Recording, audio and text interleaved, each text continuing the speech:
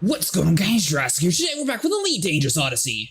Sorry for the delayed start. We're just getting our ship reset up. I had some slight complications, so we're just slowly starting to get everything back on par with it before we head out on our adventure today, accompanied again with Sniper. Let's see. Would you change the power distributor in the base one or just leave it? I mean, if you're making it work, I don't need to change it. I think it's already an A class.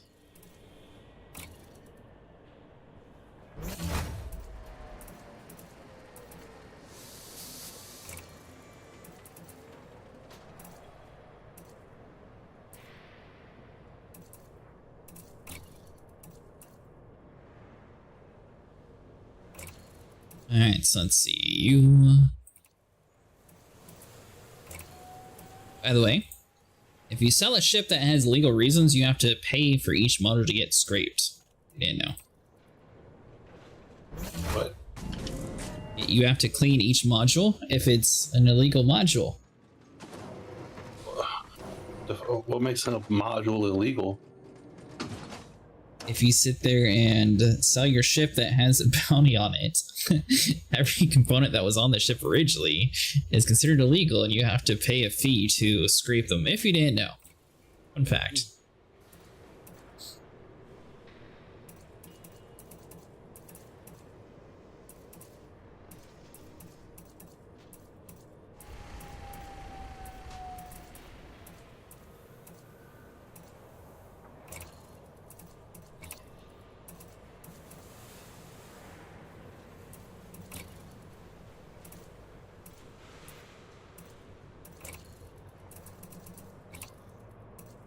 For what we're doing, I'm sure this will be fine.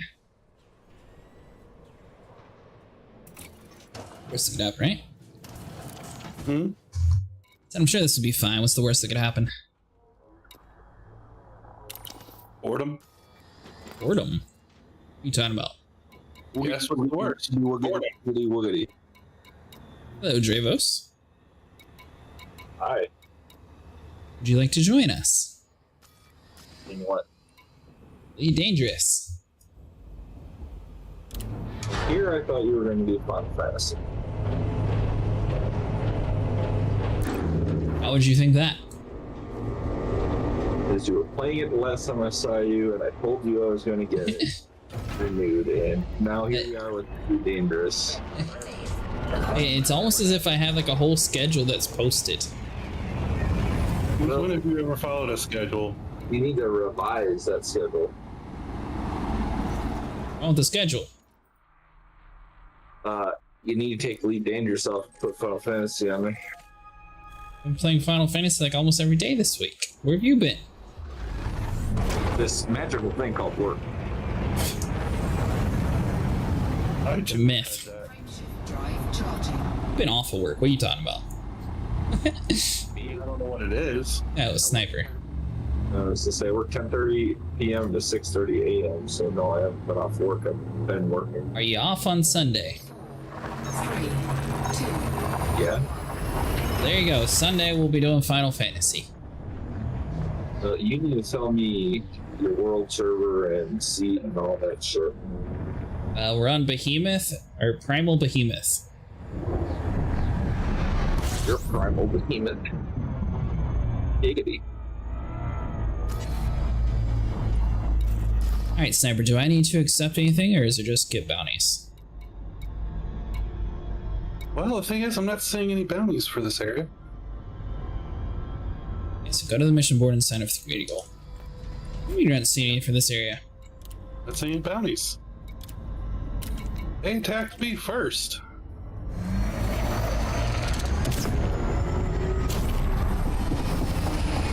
Dravos, if you're interested in buying a pre-built ship in Elite Dangerous, they are on sale. Do you have any new ones? We have the Corsair. That newer than that small exploration ship? Small exploration ship. What next? The Mandalay? Yeah. This one's more of a combat one compared to the Mandalay. That's more of exploration one. This is like the Python and a Crate Mark II squished into one ship. I ain't gonna lie to you, man. I almost convinced myself to get back on Elite. And Yeah, I just see? don't have it. I just don't have it. Well, we're doing a very simple thing tonight of just hunting pirates. To be honest with you, I really haven't been playing any games at all. Or have I had a drive for any? How come? I don't know what it is. I've got a goal in mind, and that's to become a DNR warden.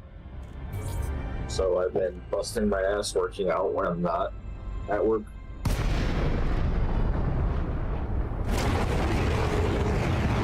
I didn't know you were with the DNR. No, I applied for them. Oh. Charlie Romeo Echo. Welcome. You have entered Imperial Sovereign Territory. Please approach at a safe speed and comply with the station regulations. Good luck with that. Please land on designated pad number 205. You better dig than the DOC. Yeah, I'm sure it would be.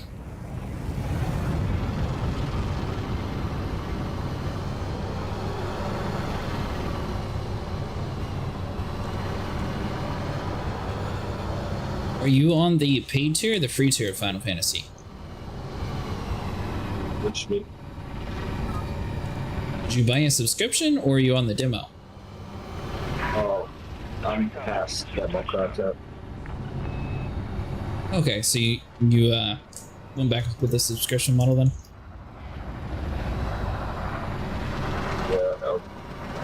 All my stuff is on one character, so there was somebody that I got to like, I don't know, three DLCs deep. Oh, gotcha. We're still working on the base storyline. I'm trying to figure out how to freaking renew my subscription because I forgot how confusing it is to navigate their fucking website. So you're wanting to play with us, but you want to remove your subscription? No, I have to update it because I just continue it when I know I'm not going to play it for a while. Oh, gotcha. I don't know. Ash was also talking about how their website's slight confusing. Sniper might be able to help you with that. Possibly. Safe and secure. Systems offline. Our facilities are at your disposal, Commander. So how does he do it, Sniper? Well, let me get into auto landing and I'll tell you. Alright, sign up for the event. Earn rewards by handing in bounty vouchers at Kid Station in the DHAN system. So I guess we could do pirate bounties wherever, then we could just turn them in here, right? I hope so, because there's no pirates anywhere around here. Do you have any local combat missions? Nothing pirate related. It's all powers and stuff. At Kid Station? I mean, there are bounties, but there's nothing pirate related in this system. Oh, gotcha. You were talking about staying here. I did. Looks like we have some of the Z Guao Syndicate faction pirates. And some hips.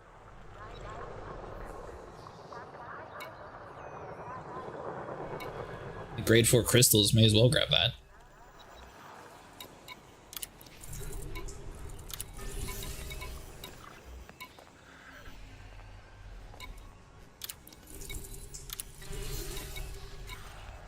Yeah, and so it looks like whenever you land at the station, Sniper, grab it for the Z Guao.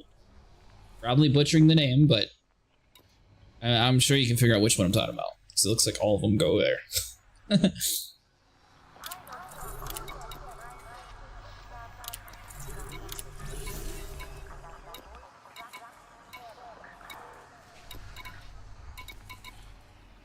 Figure it out. It's the actual MOG station and not the fucking Square Enix account page. Yeah, you have to go through the MOG station. Be right back real quick. Gotcha.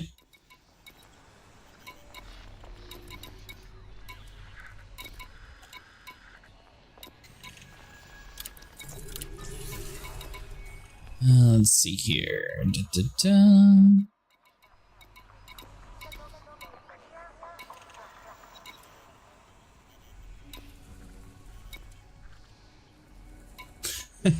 Service hunt for politician Fripper Pumpkin.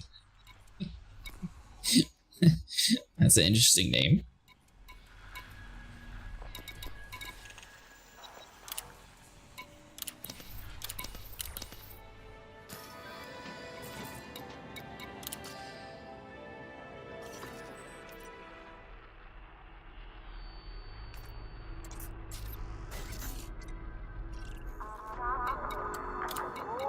Alright, so it's just one system over. That's not too bad at all.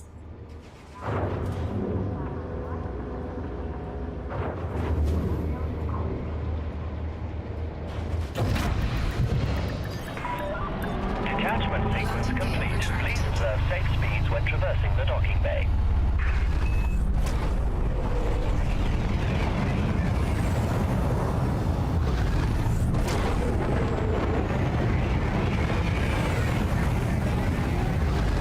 You think you're going to be tired from work tomorrow, Sniper, since the first day you've been back after a week or so? No, I plan on going to bed early. Drive charging. I mean, after your shift tomorrow. Predetermined flight path. I don't know. Imperial Flight Operations Bureau wish you a safe onward journey. Still trying to figure out what to play. Yeah, I was originally going to do that one game, but after you said the reviews are kind of negative, that's getting some less confidence in it. Yeah, like I said, apparently a lot of it is just complaints of optimization. I looked at it, it looked like a Borderlands game, so I was like, oh, that's cool. I didn't think that they would have any, like, issues like that. I guess I should have expected it with the way things go in today's gaming world, but yeah, just wasn't expecting it. The game's called Rocket Squad Infinite, or Infinity. They look like Helldivers, but a little bit different.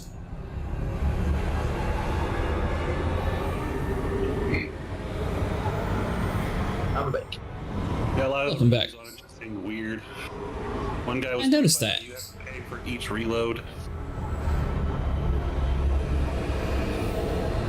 Think they're paid reviews just to be negative or something, or you think it's like an actual proper review? Well, no, like they say cost, you know, you get paid in game, but you use that money each time you reload, each time you melee attack. That seems kind of weird. Huh.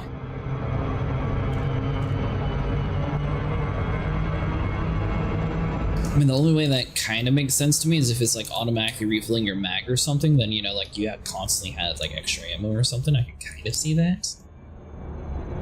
Other than that, yeah, that does sound pretty weird.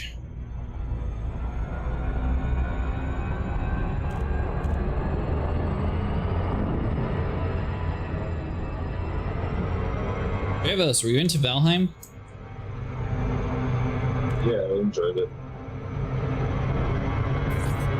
What is your opinion on this RuneScape Dragon Wilds, or what's the name of it?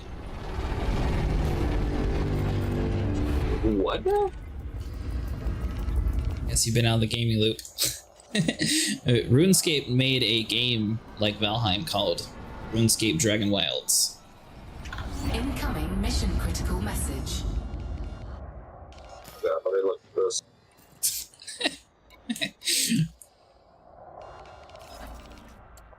I don't know anyone who has it yet, but I know Vinny vetoed it because it's RuneScape.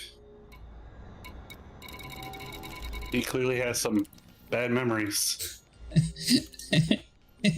Well, don't try to overthrow all of RuneScape by freaking exploiting the bug that makes you disappear and allows you to kill people in towns. Is that a thing? Oh, you don't know the whole story, do you? Frame shift. I played RuneScape when it first came out, and then afterwards I quit playing it because Then you would know the story. The story of somebody put a fucking party hat on and found out they can kill people in town and nobody can fight back. 3, 2, 1. Engage. I'm guessing they were kind of terrorizing people based on that description.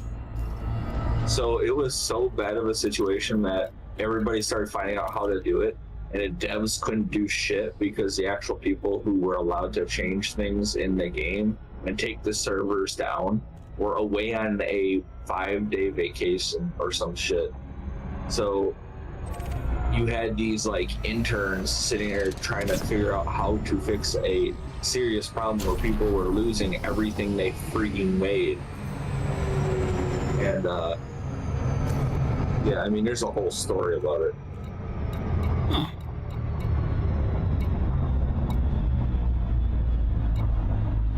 There's actually Easter eggs in it now about him. I mean, there's like Easter eggs in a lot of games about this, the dude that did that, started that shit. It was just one group. It wasn't like a. No, it was one guy. Really? Started it, yeah. You gotta watch the story of it, man. Is it a Netflix documentary yet? No. No? How can I believe it then? It's on the internet. It's not on Netflix. YouTube documentary by a guy who puts a lot of time into researching shit. Teasing. Netflix seems to be getting into a whole lot of documentaries of the most random things.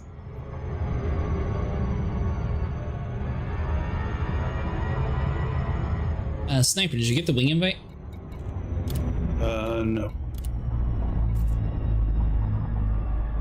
What about now? Give me a minute. I'm working on something. Okay.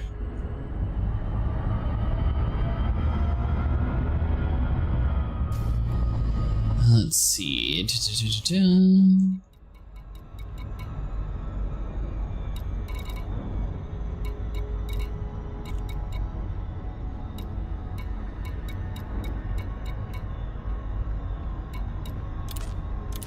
Alright, so we don't care about you.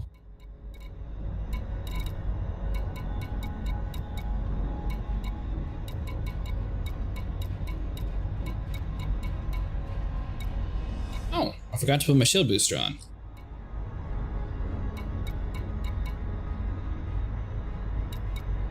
Let's sing some. That's fine. Alright, we'll be good enough.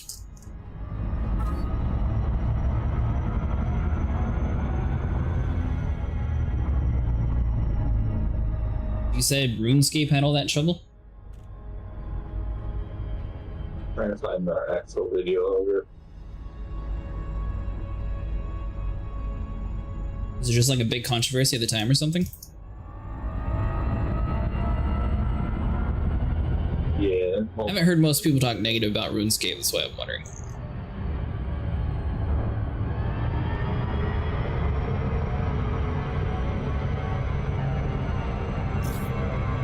By the way, Dravos, if you're into Guild Wars 1, that's on like 90% discounted on Steam currently.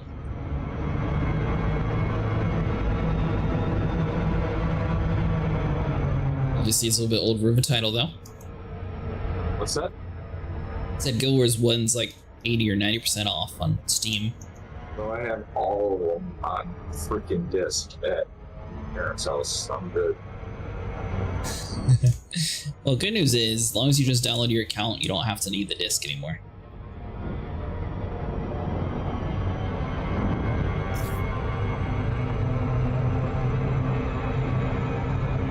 It's another title that I was trying to figure out. I might try to like mix in some like Final Fantasy and Guild Wars or something if people get burned out on one or the other.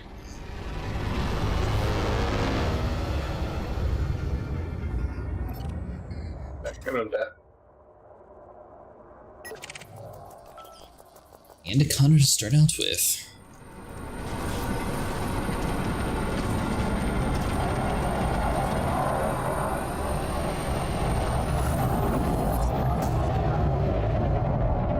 Welcome back, Sniper. Scan detected.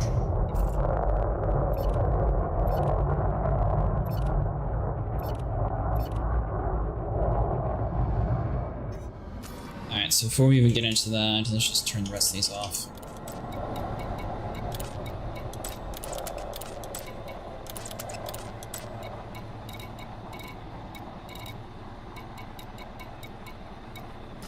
Perfect.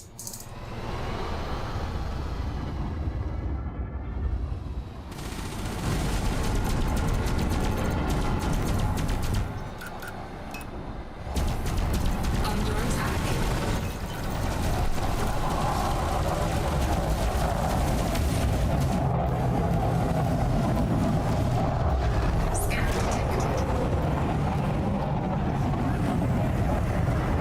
so I might have kicked the hornet's nets and made everything bad in this area.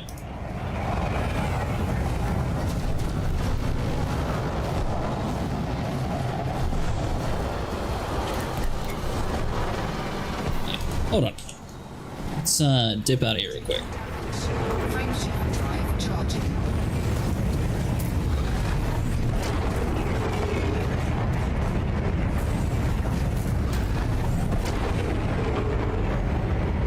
Did you get your warrants already, Sniper? Or, your missions, I mean? 2, 1, engage.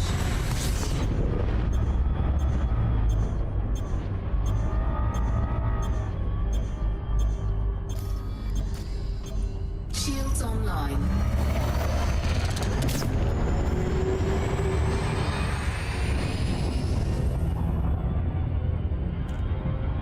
Answer target threat level 3.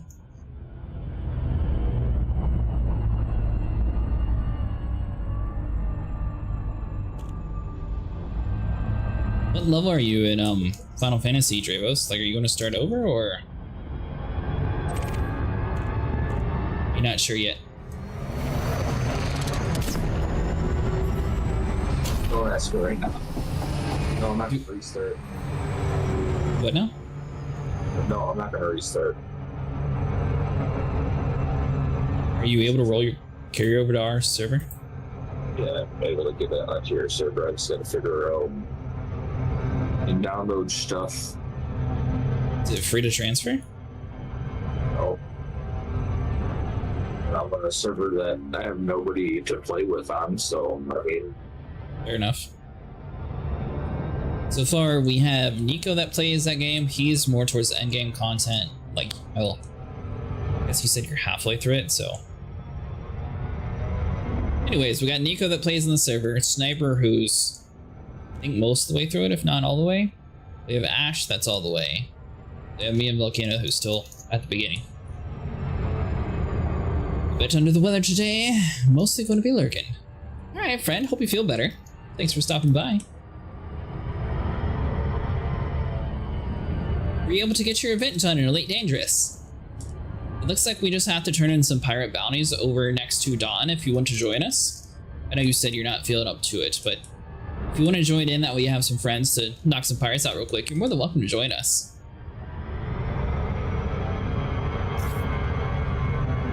I think they said this event's lasting for 5 more days. You get a grade A kill warrant scanner, a grade C kill warrant scanner, and then like a cutter and a clipper ship kit, or sorry, not ship kit, ship skin. It looks like they do have a little bit of decent rewards for this time around.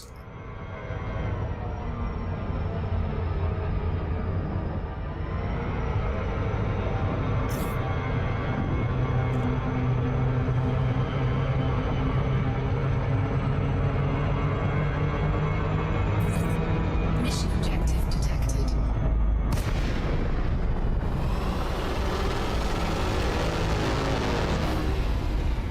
The Door Massacre? yeah. Scan detected. What on earth is that?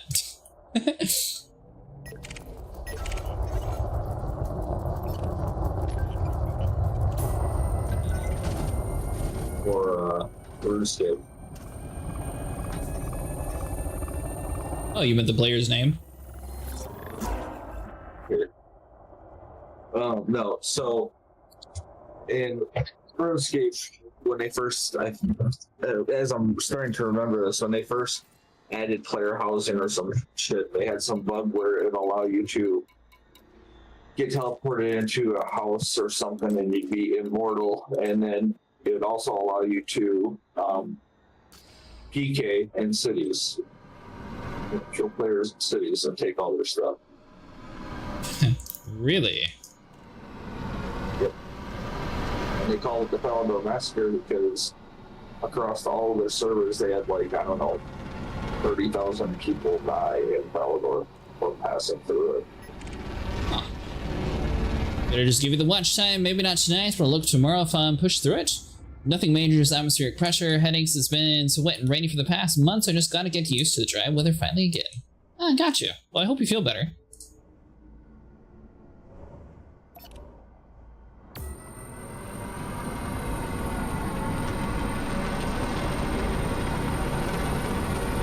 many mounts do you have in Final Fantasy, Travos? Why are you asking me these questions? I haven't even gotten on. I can't answer you until I get on. I don't remember. I figured you were already on. My bad.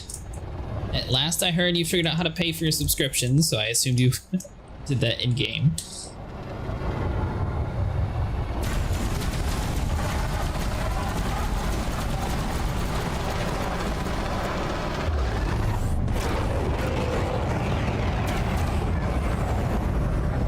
Seemed like a decent community inside of Final Fantasy.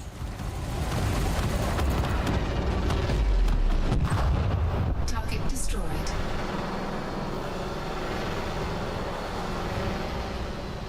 As long as we do not go to the server that Asmongold went to, it'll be fun. Well, I think he quit playing the game, so I don't think he's as popular in that game anymore. Well, Sorry, but maybe not as popular is the right word, but he's not. His community is not actively going to take over the world anymore, I don't think. Well, this is a true statement. It does not mean that his fan base does not still play on the server that he was infecting that server. And it isn't Asmongold himself that is the problem. It is all of his little gooners that run around making everything absolutely horrible for any game that he plays. I haven't ran into any of the games like that yet.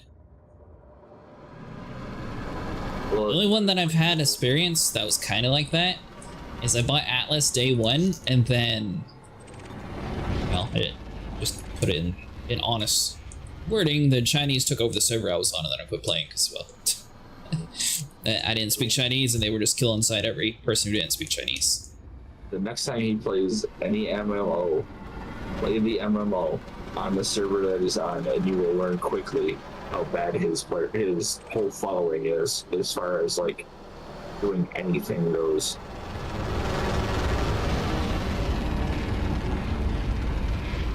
It's ARFK, Sue? Or Suni?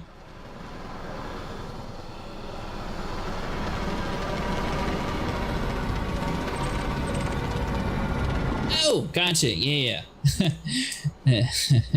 Arc I at least played on a private server, so I didn't really, well, I played initially on the public world, and then I realized how stupid it was to stay up for like 48 to 72 hours to hatch a dinosaur, and then I swapped over to private servers where you can do the same thing in way faster time.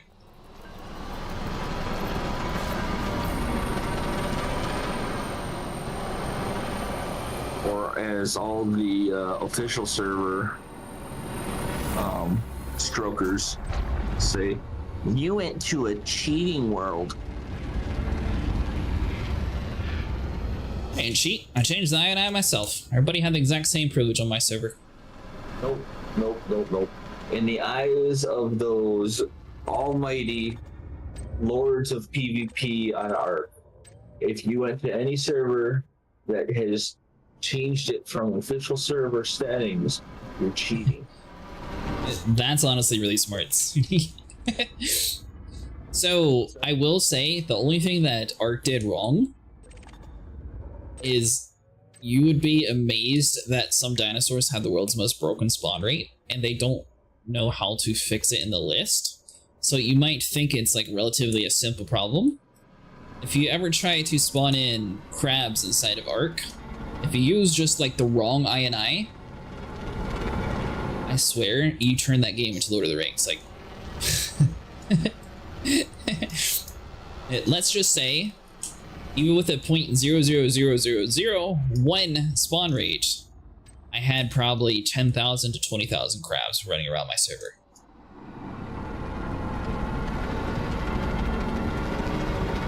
Let me tell you, they definitely bring in the lag. Yeah, I remember spawning, I think it was like 20,000 dodos. It was totally it. So when you change the INI, consoles didn't have the option of having mods, so I was trying to have it so we could have like, for example, Ragnarok or whatever map we wanted to play at the time. That way everyone had like the same dinosaur spawning in. Like, let's say you really like the wyverns, you can actually have those spawn. Obviously you can't have the egg, so that one's not the best example, but like the Reapers and stuff like that, where you can get like impregnated and then have your own like alien baby. You'd have that technically on any world, in any biome. You can like pick and choose which biome, their spawn rates, how frequent they are, and that's cool about Ark.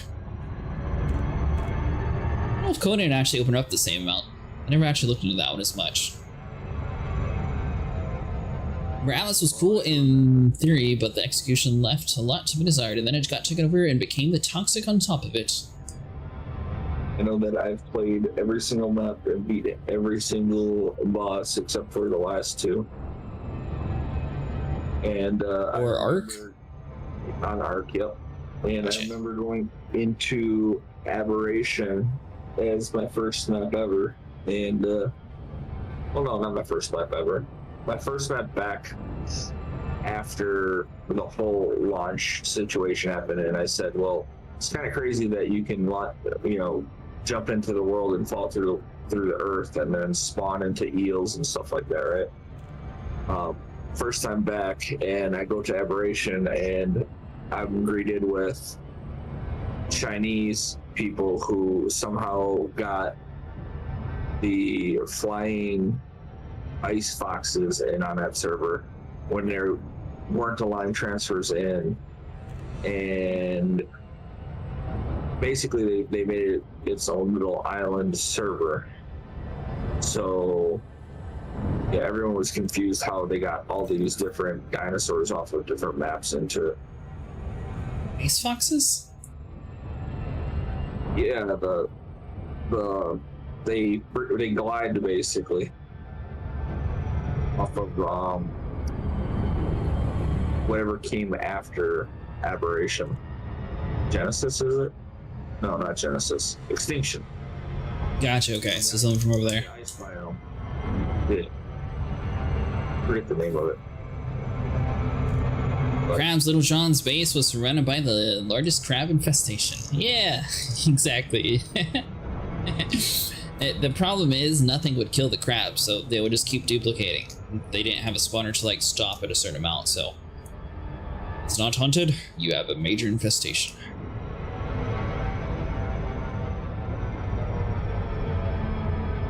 I also remember freaking building up this big, strong-ass base. We had gotten Ascendant blueprints and shit for basically all the walls and stuff. And some dude came through with a giga that was like, I don't know, probably 3 billion generations through on official servers, mind you, and one-shot everything that we built. And that was when I said, well, it was fun building all this, but it took us like 3 weeks just to get to this point. And we still haven't hatched 1 giga, so I'm going to go to a server that I'm going to enjoy, where rates are better and I can get through some of this shit quicker. Yeah, most stuff. I had my rates cranked up super high. Like, I think the longest time for me was like half an hour or so. Yeah, I don't know, dude.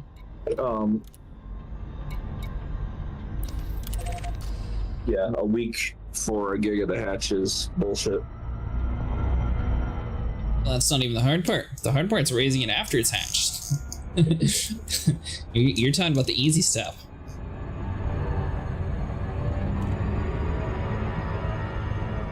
Trust me, the baby stage is much worse, because then you gotta sit there and feed it, and then you have to imprint on it, and then someone else could mess with it, and everything would be a terrible disaster. And it's super weak as a baby. Don't forget, if you're not there when it hatches, it had a, I think, like 15% chance to bug out, and it would just be permanently hungry and die like in seconds. Or not in seconds, but you know what I'm saying. I think we ever ran into that problem. Yeah, it was a rare one, but I remember hatching a giga flying out to get wyvern's milk for some wyverns that were hatching, going AFK while in the air, out of render distance, coming back, and it had said it like, I don't know, 2 seconds after I hatched the damn thing that it died. went through arc with each map, basically get all the dinos, and we went off every map and then figure out the all the bosses at once. It's the most fun I had with that game. Yeah, the only problem with arc is they sort of quit putting bosses in after they did like their first 3.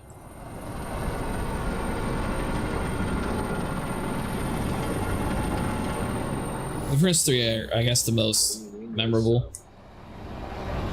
The rest ones, I don't know. I don't feel that they were really as big as impactful as like the Gigantopithecus one or Dragon. Did you actually fight the last boss of the island? Yeah. Okay. And then after that was Scorched Earth. Scorched Earth, which really wasn't part of the whole DLC trail, so to speak. Or story trail, I should say. But yeah, no, then you fought the normal 3 bosses on that one, didn't you? And then you'd fight the wyvern? Yeah. Some shit.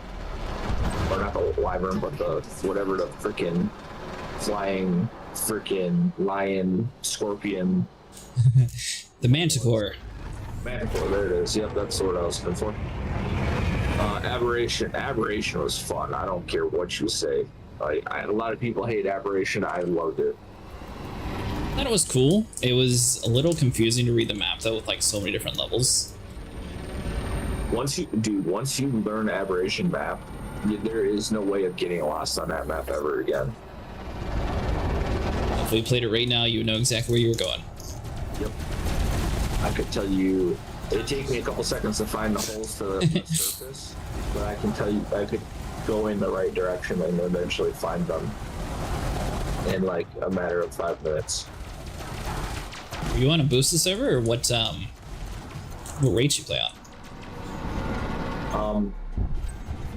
Or I guess let me rephrase that. Were you on a server with like higher than the official dinosaur level difficulty, or were you just boosted to get more XP? The server cluster that I played on was made so that we had 3 maps going at a time. We always had the Viking one going. I forget what the name of it was. Valhalla? Yeah, we had Valhalla going. Whatever it was. The Viking one. The Viking thing going. We always had that one going, and then we had the one that had the freaking platypus on it. That came out. And then we'd always have a story map running at all times. So our group started with the Isle. We all bummed over there at max level, but we didn't have anything to build. We didn't take any dinosaurs. We didn't take anything to build. We just brought our characters over there and acted like we woke up on the beach at max level. Played that way, got all the stuff we needed to get, went through it, did this, beat all the bosses. Right. Then we rolled that one into Scorched Earth, did all the stuff on there. I wasn't really there for, I've never liked Scorched Earth, by the way. It was fun until teammates have flamethrowers behind your back and accidentally burn you. Yeah. Didn't enjoy that a whole lot. I'll leave it at that. Psychedelic berries right into the spawn, annoying. Now, when we went into Aberration, man, I was the tour guide there because even before I joined the group, I was on Aberration nonstop. I just like the fact that you don't have flying dinosaurs left and right all over to fuck your day up. But yeah, no, went in there. So official level dinosaurs, like 120? No, we went up higher than that. A little higher than that. Our growth speeds were faster. Our hatch speeds were faster.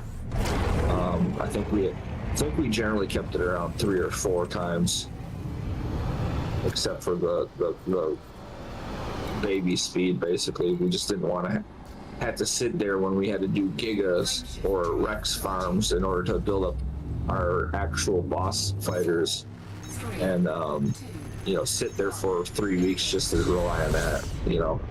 Right. Yeah, it probably was Ragnarok Volcano for the Viking one. Yeah, Ragnarok. They had Ragnarok running all the time because apparently they absolutely loved it. I just told them that we should do Valkyro because it has everything on it, but nobody wanted to do it. So, anyways, Volcaro? well, no, Valgyro. Valgyro had when they actually added the last of the content to the original game, it had at least every dinosaur that you could find in the game on that map. That's what I'm saying. The person who is hosting your server, it's extremely easy to alter the INI to have spawn rates. The only thing that's hard is having like the Librans actually have eggs on that server. But everything else, like you could literally spawn every single dinosaur you want on one map. Yeah, no, I mean, I'm sure they could have, I'm sure they could have done the INI and file fixes for it, but the reality of it is we could have just loaded up Valkyro, which is a by far prettier map with more interesting features, my opinion. The official map?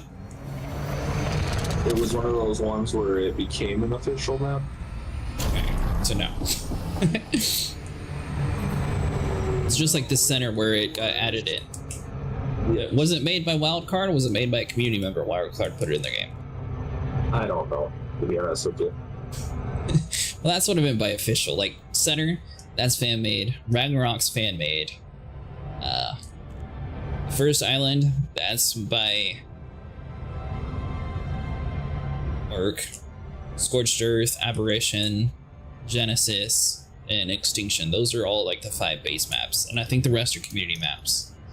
Which it's a real shame that they hired the guy that made the center, and then the center just quit getting updated. That was a really good map when it first came out, and then they just never fixed the clouds or anything wrong with the map.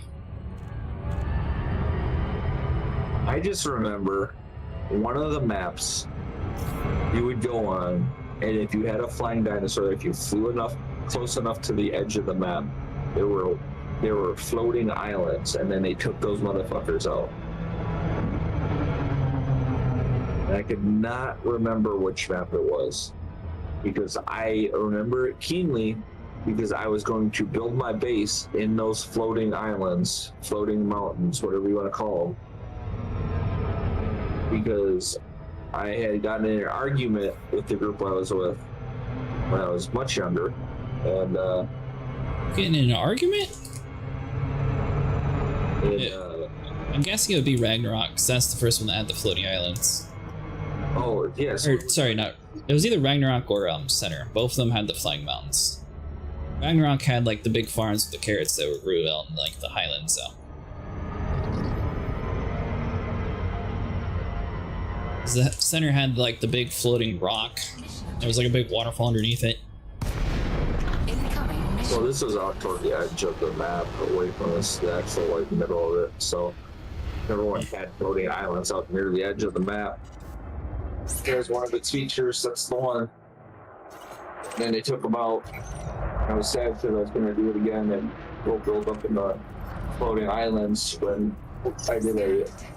We were going to do a PvP amongst friends server.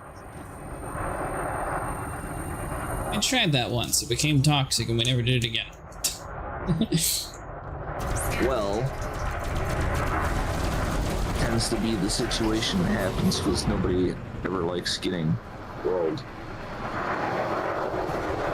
And people scream admin abuse whenever people are being jerks and get punished. Or an admin would actually abuse. Yeah. I remember playing Conan and we did that shit where they set up the time that you could actually raid another person's base only on one single day of the weekend. And I had logged off and went to sleep early because it didn't sound like anybody was going to do shit. And one of my buddies on the server was like sitting there watching two of the other guys from our group that were buddies roll up to my base and start attacking it, and they couldn't figure out how to get through the fact that I had stacked basically 9 walls and on top of each other using the little frickin' wall placement. Not exploit, but mechanic. Incoming mission critical message. So along came the buddy that rented the server, flew over there in his admin mode, and then started freaking stacking bombs up next to my wall and blowing them up. Just spawning them out of thin air. Lovely. All recorded. And then I called him out on it, and he said, no, I didn't do that. And I then said, well, why did you let them work as a team to attack my base then? And his response was, well, they weren't in the same, whatever it was, tribe, I think. They weren't in the same tribe attacking you. They were solos. They killed each other every once in a while. The video revealed the fact that the only time they killed each other was by accident. So then I said, all right, I'll let it go. I had a stash of like, I don't know, 150 of those explosive chugs. Target Found the two guys' bases. Foundation wiped them. He spawned everything. And yeah, they weren't happy with it, and they asked the guy to ban me. So I was banned off the server for that. Yeah. Victory! Hello, Elite. How's it going?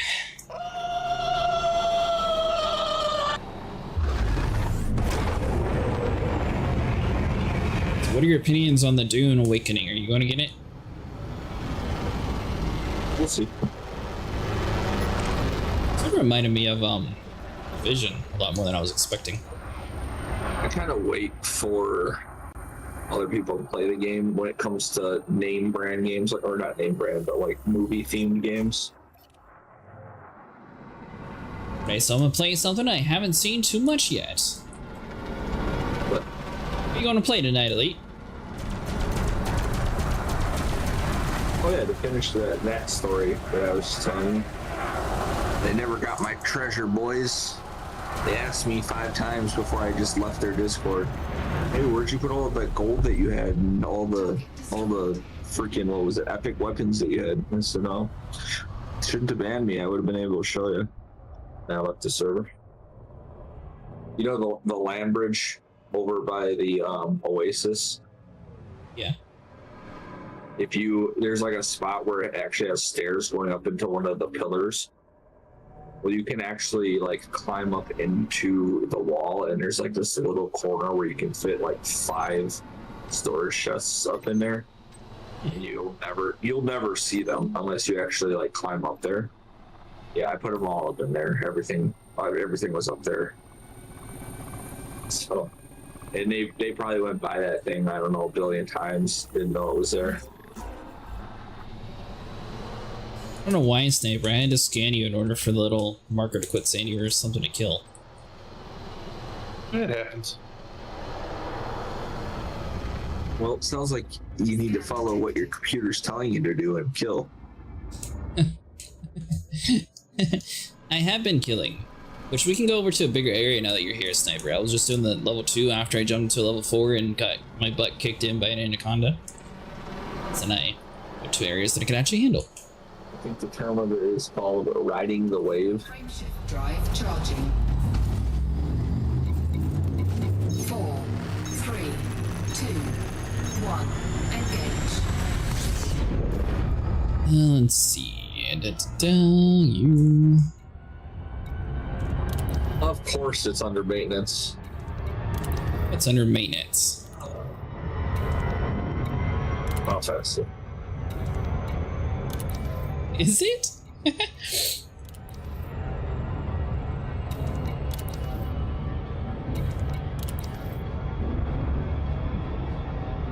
don't think I've ever actually been in that game when it's under maintenance.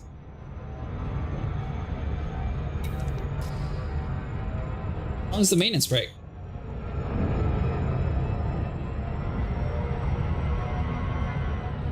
No, not. Servers are up. Maybe, I don't know. Let me figure out what just happened then. Shadow banned him. Money was no good. Do you have any threat level 4 sniper? I just see a threat level 3. Oh, there's a 4. I'd have to touch the beacon. I'm headed over to 1. Okay. Oh, I just need to download it update. Okay, never mind. We're good.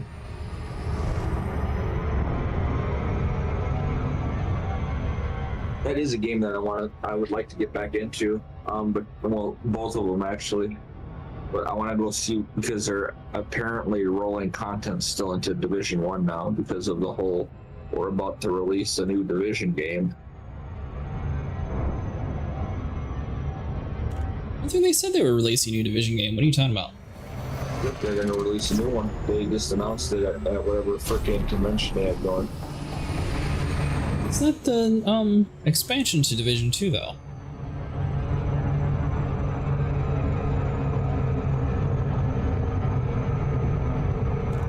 Well, sure?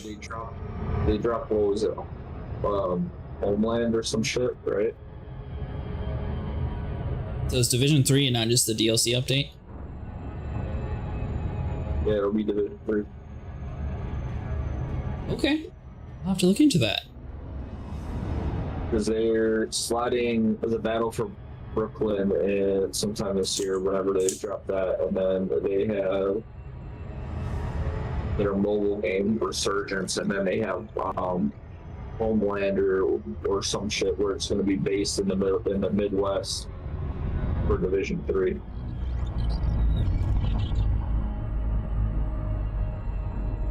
And Massive Entertainment is doing it, so. Yeah, the only thing I'm invited to so far is Division 2 Showcase Twitch drops 125. But yeah, for anybody who is into Division 1 and Division 2, they're going to be doing these different drops and stuff for both games, and they're adding content to Division 1 as we speak. So I don't know what they plan to do, but yeah. I hope it's the same thing that No Man's Sky did, where they're just using their older games to test.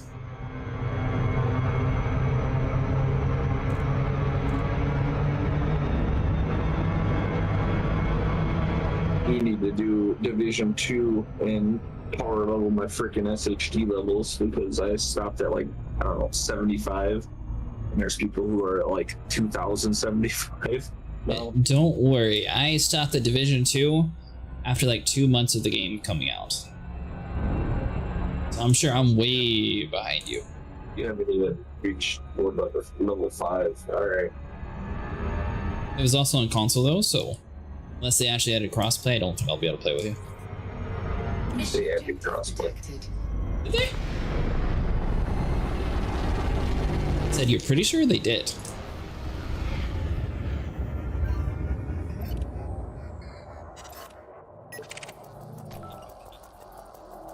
The Division 2 supports cross-platform play between Epic, Luna, Steam, and Ubisoft Connect. Okay, so they didn't add it. You can add Ubisoft Connect to Sony. I don't have Sony, I have an Xbox. You can add it to Xbox, I think. Well, I remember playing with somebody on a console when I was doing the raid on Division 2, so. really? Huh. I asked him, why is your movement so janky? He's like, oh, I'm on console. Okay. And actually... Alright, let's be honest, console players have better movement. What's that? So let's be honest, console players have better movement. Are we really going there? Yeah, we are going there. PC players have better aim, console players have better movement. You will never be able to convince me that using WASD has the same directional capabilities of using a joystick. See, there's your problem. You use WASD still. The great thing about being on a PC is you can bind your movement to a joystick. Ah, so you admit joysticks are better. Problem solved. analog 8-way is nothing compared to an actual joystick where you have all radius to move with. Gale is more advanced. What's more advanced? Suni says IJKL. Under attack. I don't know what that is.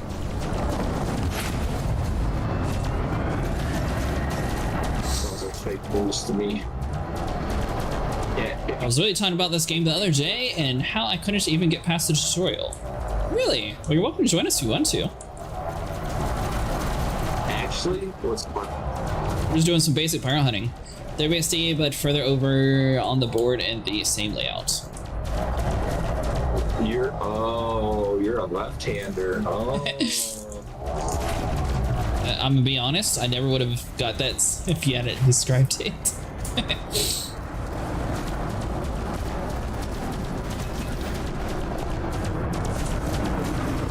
Actually, using a Thrustmaster is actually really awesome playing any kind of game where you've got that slider mover. Especially when you have the ones that you can use to turn by using the twist on them. Then you just freaking set your twist to ultra sensitive. Freaking flip corners like it's nothing. Really? Yeah. I'm so bad at trying to fly a ship. Were you using mouse and keyboard? Were you using a light stick? Or were you using a controller?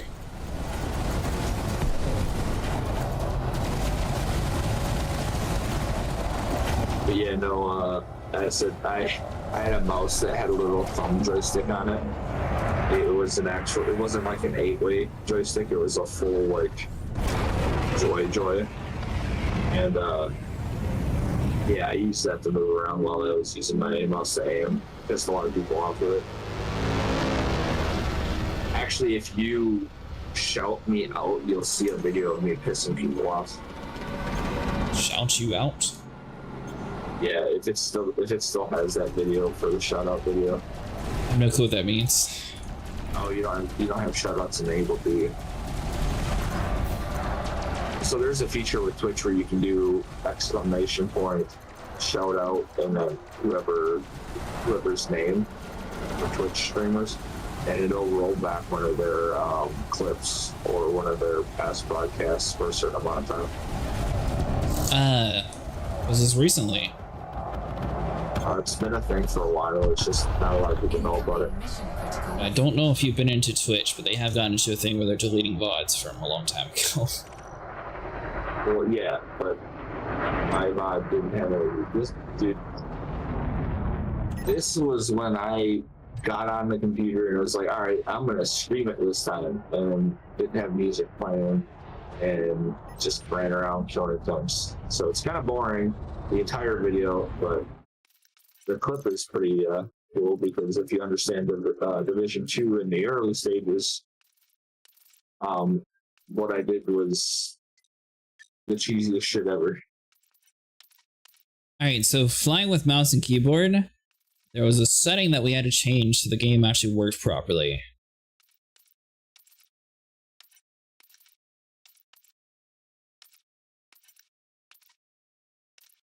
I, for one, had to buy and roll left to Q&E. That just makes way more sense to me. I think the rest of these are defaults. Then have your pitch inverted on your y-axis for your mouse. This one will fly a lot more like a standard, like a Grand Theft Auto flight game compared to like Battlefield. So in my mind, it makes a lot more sense. Everything else is basically the same though.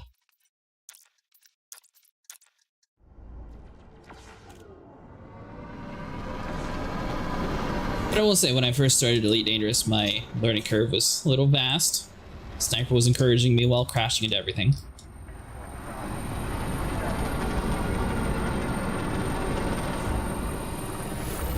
Ship games, sure, I'll fully admit ship games are superior with a full joystick and shooter, survival crafter, RPG, crazy person to use light stick on those. Andre was crazy.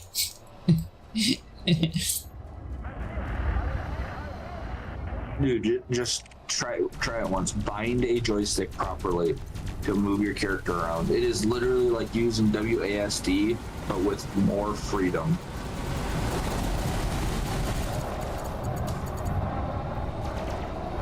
It's not even the dude you're firing at. Because if you do it properly, you can actually make your character kind of rotate as you're doing WASD at the same time. You don't even, if you don't have a stick that does the whole twist thing for inputs, yeah, you can make it so that like your angled inputs turn your character while you're moving. And it'll actually set up so that you're progressively turning and moving, not just a quick snap to your left, snap to your right situation. Yes, this game's definitely a little bit more realistic when it comes to flying than No Man's Sky, but honestly it's not too bad once you get used to the controls. I mean, yeah, it's gonna throw you off at first, but I mean, I had fun. I had fun doing it. And then I went back to just normal WASD, and it is what it is now. Swap targets on me again, sniper. No.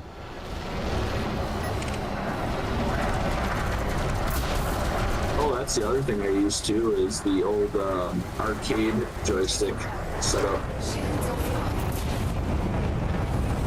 Still not doing a great job of convincing me that joysticks are not better.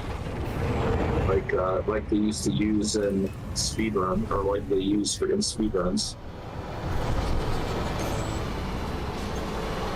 I just find it funny how we came like full circle in the world, where originally it was like, oh, console players are superior, and then you get console players on crossplay, then it's like, but all these console people have auto aim, it's nonsense, blah blah blah. I mean, I know, I just find the times funny where originally people were like, oh, it takes no skill to do that on console, then they come to PC and it's like, oh my god, why are these guys killing us? This is so stupid. the new thing now is I've got one of them. There's a mouse where it has these little things on the bottom where you tilt it and it'll actually do inputs, like axis inputs, its own axis inputs, right? So you can use it as a normal mouse, but you like push down on something and then it actually causes the mouse to tilt one way or the other. I got a dip, sniper. I shot the cops. And that's an input. And it's fun. Frameshift drive charging. Yeah, better go. But the best I ever did is, you know those what are they? Razor or Weavers or whatever they have. The little like The spider? game pad. Like it's like you take your numpad off your computer and make it into a WASD layout with the buttons kind of circling around it, that whole thing. A weird setup to use. You don't know what I'm talking about? No. Here, let me link it to you. If they still make them.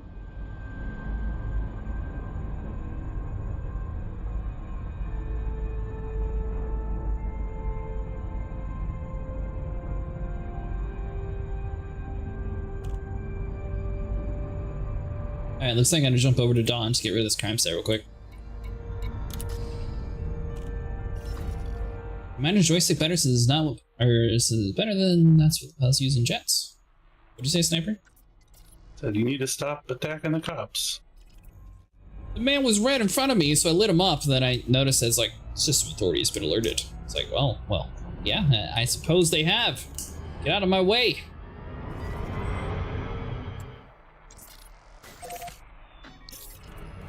Might as well cash in while we're doing that then. You know, honestly, that's not a bad idea.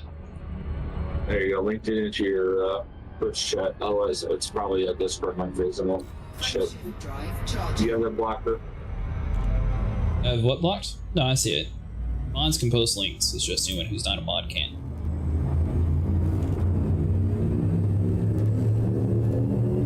It used to be as expensive as this. They literally used to be $50. So I noticed a lot of companies are sort of panicking underneath Trump, and they're using that as an excuse to raise prices up quite a bit. They even said that the like the Tobii eye tracker, which I thought was kind of on the more of the premium side of the line of things, that's also being increased. Let's see. Well, yeah, because they know Trump is actually going to come squash their prices back down to affordable. Anyways, I'm not going to go into it. It's not affordable increasing the prices higher. Remember, we had light bulb companies tripling the prices of their products when Russia's oil pipeline stopped pumping oil to us. Well, I'm talking about tech from a different country. And that's now going to be much more expensive. Talking about a light bulb that has nothing to do with oil from fucking Russia, and yet it raised. I have not bought light bulbs in like years. Well, if you let me finish what I'm saying, oil has nothing to do with light bulbs other than they fuel it, and people decided, oh, let's jack up fucking light bulb prices because of oil not being pumped out. Right.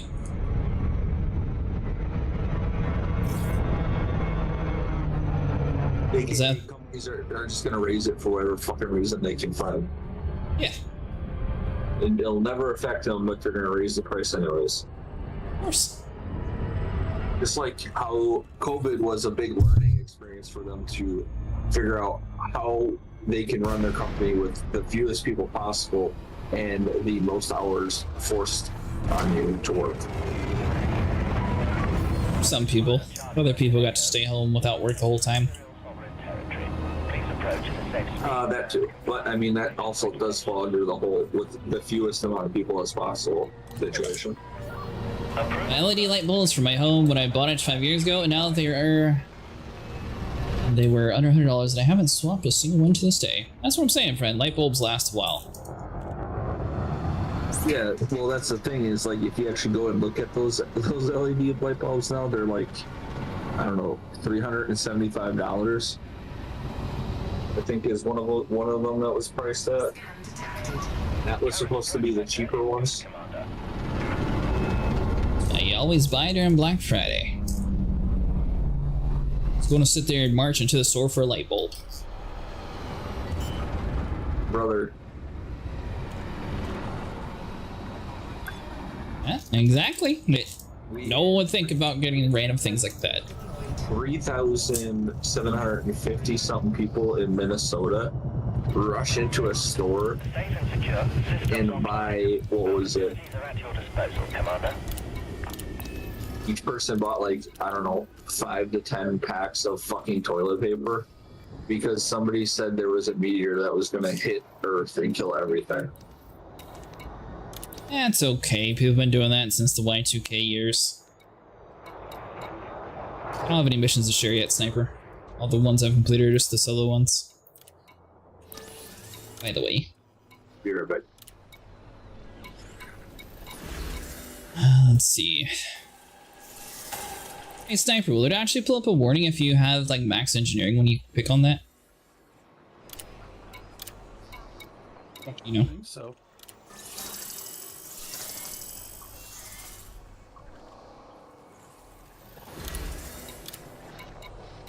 It's the first time I've actually seen my reputation go negative for a faction.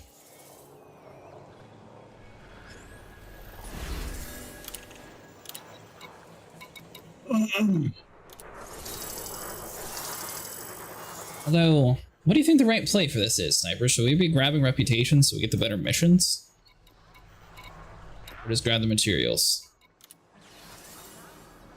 I think it's anyone's game. Dealer's choice, man. So I imagine you probably need money now, don't you?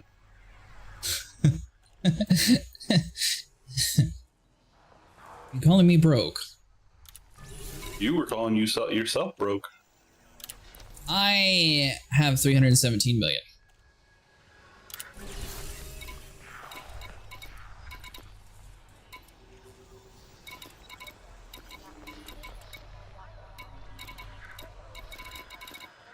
So I'm slightly on the broke side.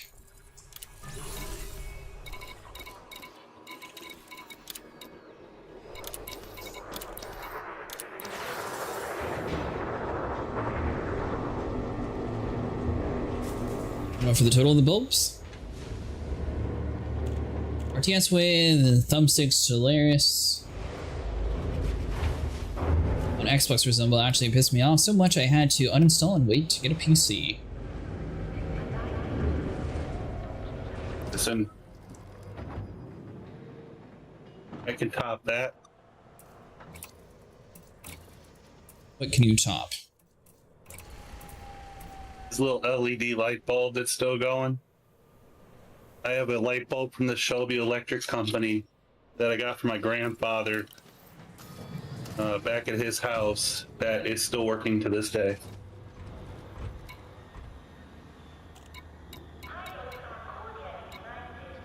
And do you know why? Why? Because the filament was made of tungsten. Alright, well, on top of that, you bind shield boosters, right? No. You use them. Huh? Shield boosters, a thing that you have to deploy and makes your ship super hot.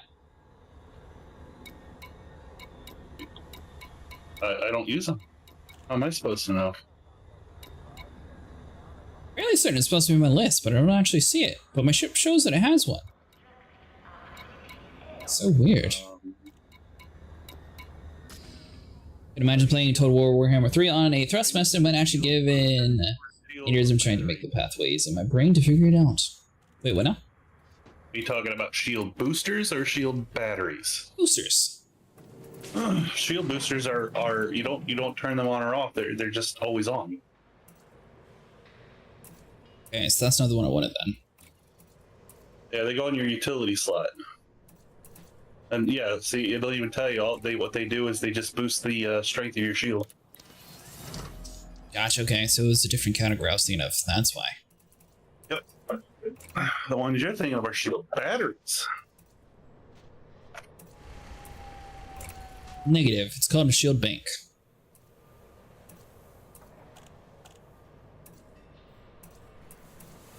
This one. I forget what Grandpa paid for that damn light bulb. I know it was under $1. Well, hopefully Grandpa knew he got robbed from tungsten. I don't know. Like I said, I can still to this day fire up that Shelby electric light bulb, and it still works.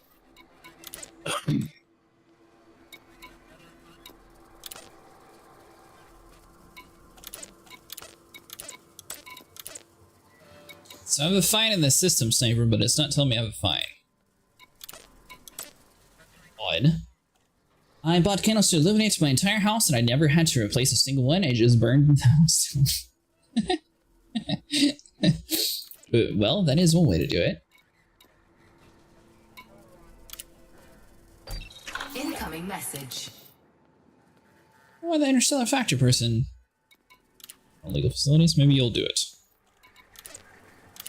There we go.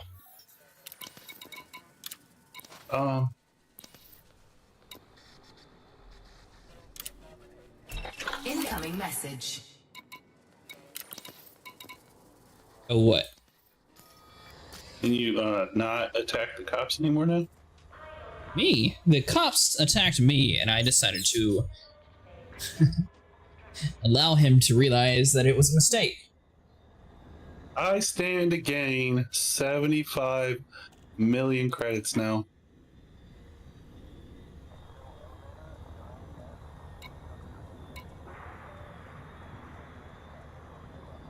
Did I do it wrong? You just turned it into the normal person, right?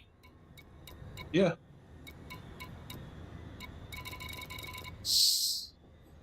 Guess my game just didn't update. Probably not. Or you could just check the actual community goal in the station since you're there. Good call.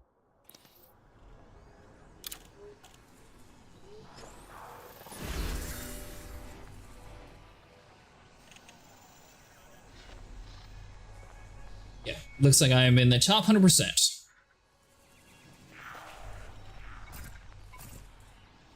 Alright, well that'll at least get us the bare minimum for the kill warrant scanners, so that's cool. 200 million is actually a decent reward. On the flip side, you don't gotta worry about the lights anymore.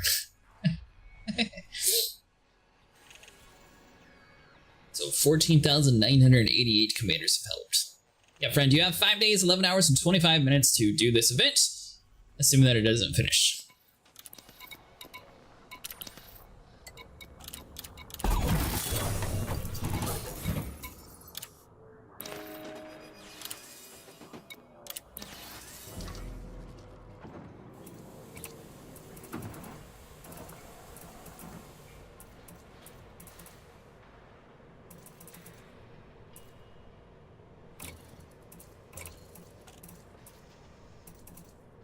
Let's see. Do you have what I want? How do you still have legal issues on your ship? Don't ask. That's what I got used to. Just don't ask. When I contacted the legal facilities, got this stuff, which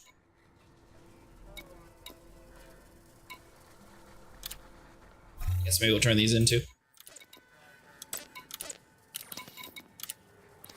That should be everything that I can think of.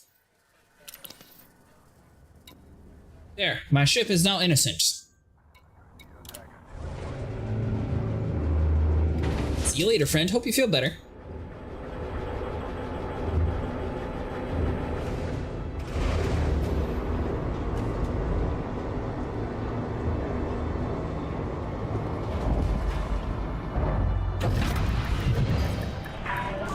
Landing restraints retracted. Please exit the Landing station gear safely retracted. and promptly.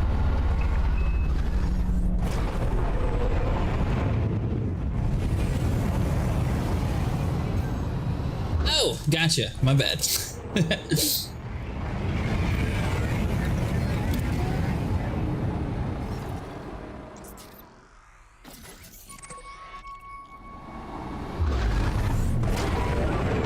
restrictions lifted. Imperial Flight Operations 0 now signing off. What are you winning from the next ship in this game, Sniper? I don't know. I mean, we've already got ships that do everything. We have a fighting ship, a mining ship, and an exploration ship. And with the Cobra 5 or 6, we have a do-everything ship, so there's really nothing left to want a ship out of a ship anymore. I think Mustang brought up a good point. Wouldn't personally be upset if they made like a whole sea or something like that where you can actually move like 1,000+ tons at a time. Especially with colonization requiring as much resources as it does. That wouldn't be too bad of a thing. Other than that, yeah, they have a lot of like the general combat ships mostly covered, Argoid ships covered, jump range covered.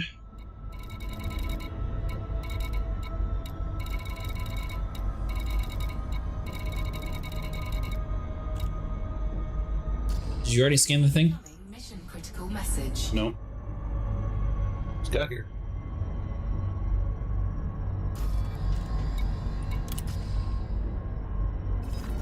The Xenofighter has a higher experimental weapon limit and everything.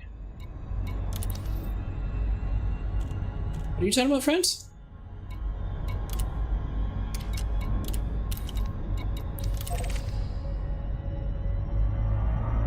You mean the pre-built ones?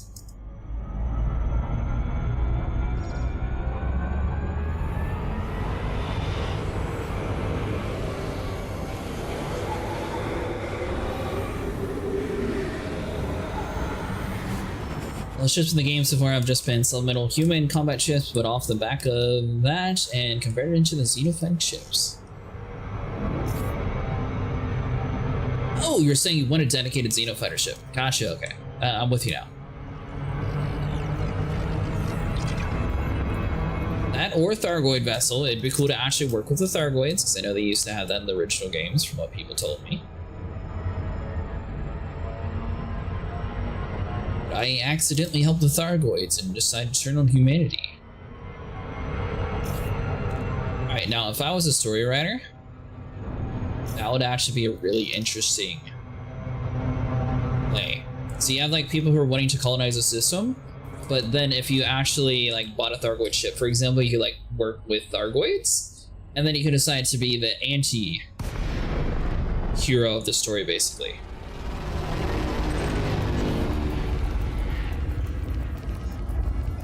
Which that might not be the route that they want to take, but that would be a cool route. I'm surrounded by a lot of things, Sniper. Mission critical message.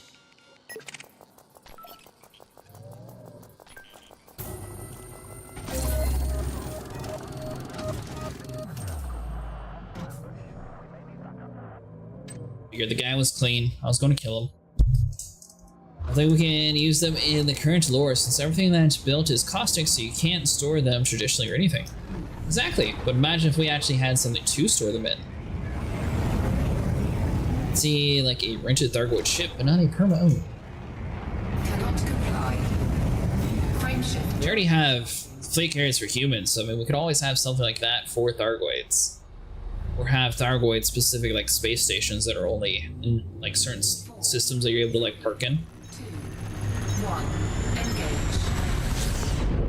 Which would be the negative side to using a Thargoid ship, because you would have much less options when it comes to repairs and restocking.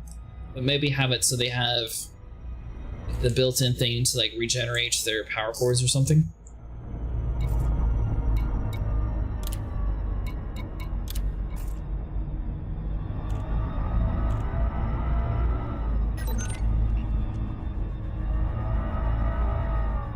What does your ship look like from the outside? It's like an eagle.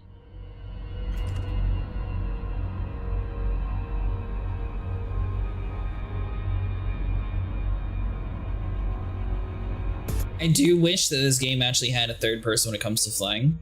They could actually like properly use. I know some people say it breaks immersion, but like in racing games, I prefer third person just because I can see better and fly or drive better. So I'm curious about fly better, being able to do that and actually like have a proper crosshair and everything still function on my screen. Yeah, this is the Corsair. It's one of the newest ships that they just added to the game. Yeah, the only thing that I would have changed differently is like this big cutout in the front. It would have been really cool if like this whole thing here was like a ginormous headlight. So you had like 2 headlights here, then maybe like flash red, and then I would have the cockpit lowered to about like right here where that second line is. So I feel like it would just like match the slope a little bit better. This one has it like pushed back a little bit. That's the only design change I would have changed on the Corsair. Other than that, I really like the way it looks.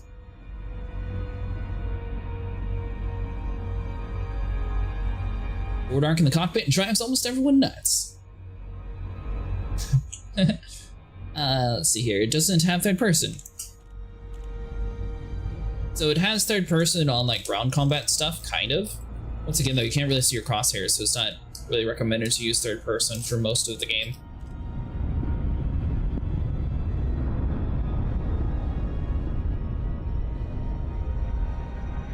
Or glass rooms? So they don't have ship interiors in this game if that's what you're asking.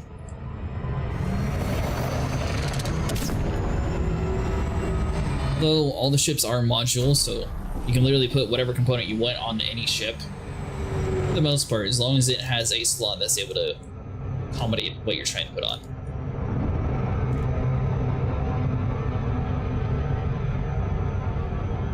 Where are you going, Sniper? I got a threat 4. Oh. Okay. Mine said this is called the White Corpse story, so I'm curious what's actually over here. Or it was like 2 things on top of each other.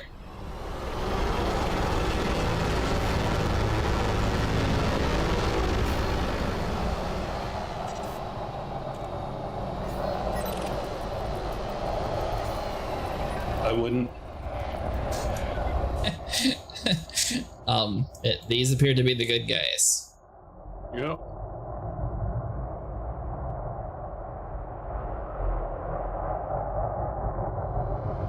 So this was a threat level 4? Yep.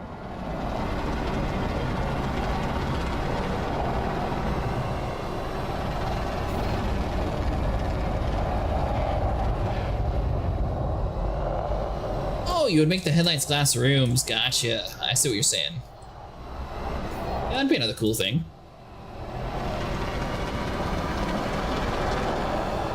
I have a feeling they used to have something there, and then they decided to scrap the design, because it almost seems like they had it like cut out for a reason.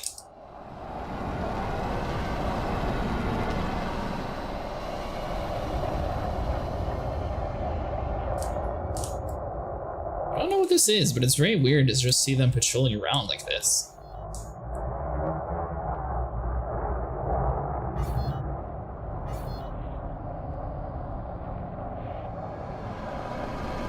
Really nothing to fight. Frameshift drive charging. You like space TV shows? I do. I think my favorite would probably be Dark Matter, which I know it's like a older sci-fi show that got canceled, but that's another one that was really cool, like Alpha, and then they just decided to scrap it, unfortunately. 3, 2, 1, engage. The Arc is decent too.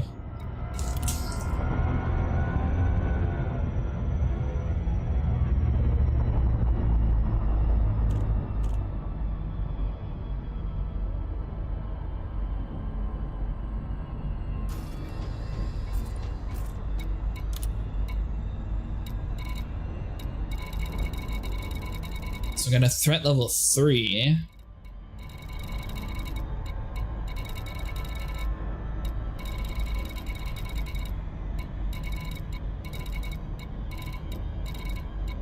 Oh, there we go. I got a threat level 4. I was going to say I'd really be impressed if you liked Raised by the Wolves. I don't know if I've seen that one.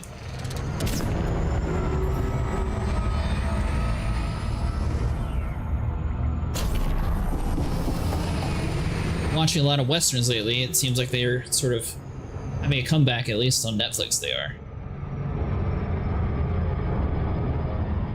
You seen the show American Primeval Sniper? Nope. You're into history. That's a pretty vague question. Are you into Western history? Like cowboys? So American Primeval is based on the Mormons, the Native Americans, and I guess technically the local cowboys, all like competing in one small area. Mormons will win. They're the ones that are insane. I see you know what happens, or have a general idea. No, I just know what how Mormons became a thing, and I mean, there's faith and there's just plain lunacy. As like 3 seasons got canceled to make way for House of Dragons. What a waste. Oh, it was on HBO. I'll have to check and see if I actually have access to that. Is House of Dragons any good?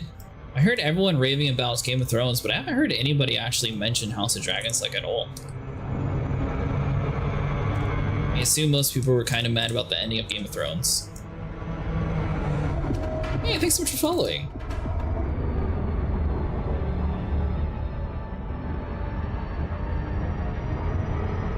I don't know, Vinny and a lot of other people have mentioned that Silo is a pretty good show, but that one's from Apple TV or Apple Plus or whatever they call it.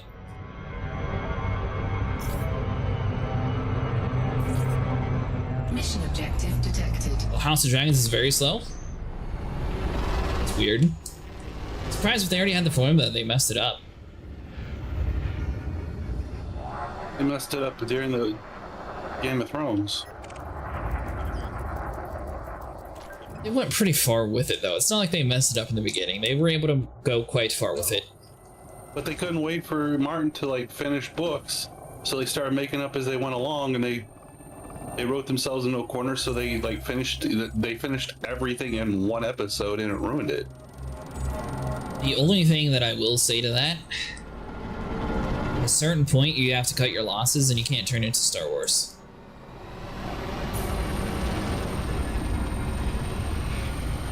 And what I mean by that is they took like 20 years to continue their storyline. So I will say, you know, I think he's still trying to finish his book for... Yeah, but Star Wars was still making money 20 years later. And then when Disney took it upon themselves to write it, make it up as they go, you saw what happened. The same thing that happened with Game of Thrones, same thing that happened with True Blood. You can't base something off books and then suddenly say, you know what? I think we can take it from here. True Blood was a book? Target shields Yeah. offline. Ew, the TV show. I didn't know it was a book though. Sookie Stackhouse series. Oh. And everybody loved it until they started writing it for themselves. And everyone was like, this got retarded. And back then we could still use that word. More expensive fan fiction. Destroyed. What did you think of Gladiator 2? It's the same story as Gladiator 1. Only Gladiator 1 made sense.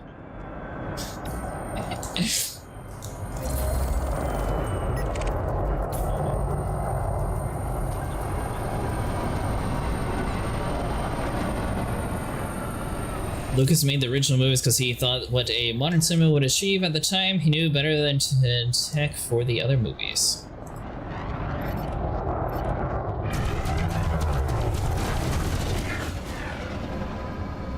I know a lot of people like the originals, but I honestly thought the prequels looked the best. And I enjoyed that storyline the most. Trajectory disruption. Target shields offline. Then obviously would go to the originals after the prequels. Target destroyed.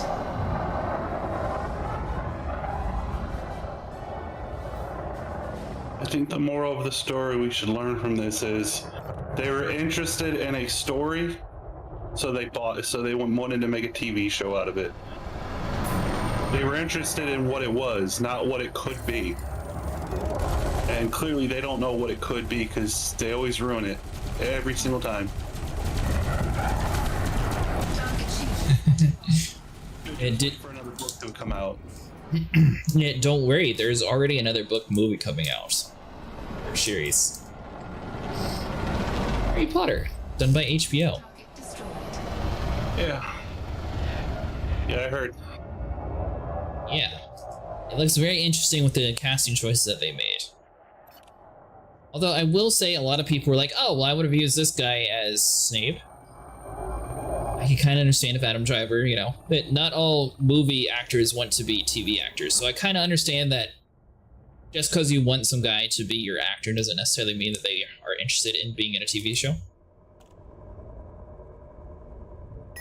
Listen, That's the only part that I'll defend, that him not being the casting choice. Maybe that actor just didn't want to do it. Hollywood's on a decline. They need to start taking work where they can get it. What are you talking about? Have you heard Jack Black's Minecraft is a hit with the kids? Yeah, but these are pretty speeding kids.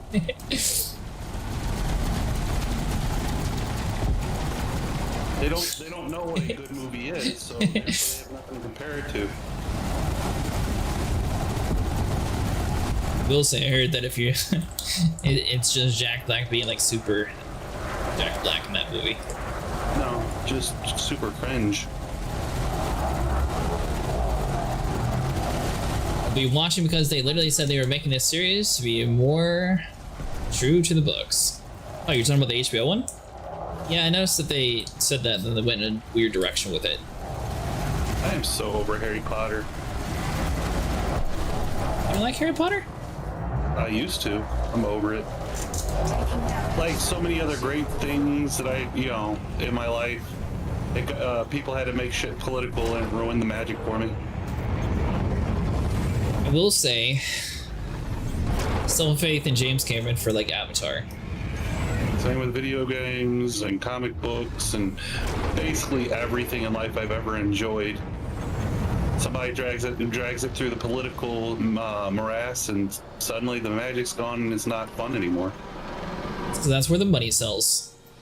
And then they go and class Snape and basically described as a pale white-skinned shallow man. Yeah, I see that. It's a very interesting choice, sort of like well,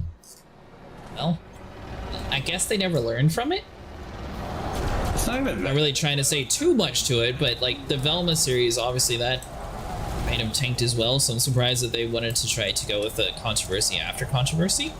Instead of less like, you know, separating it some.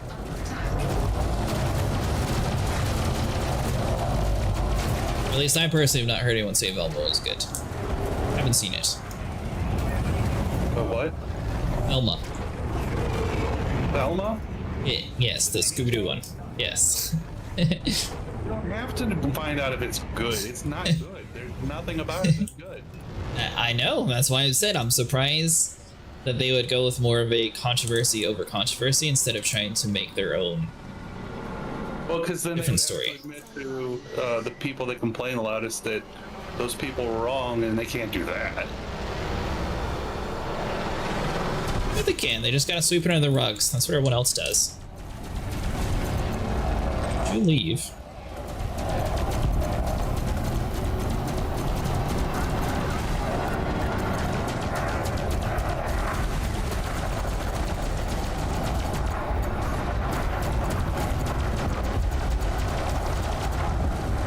Damn.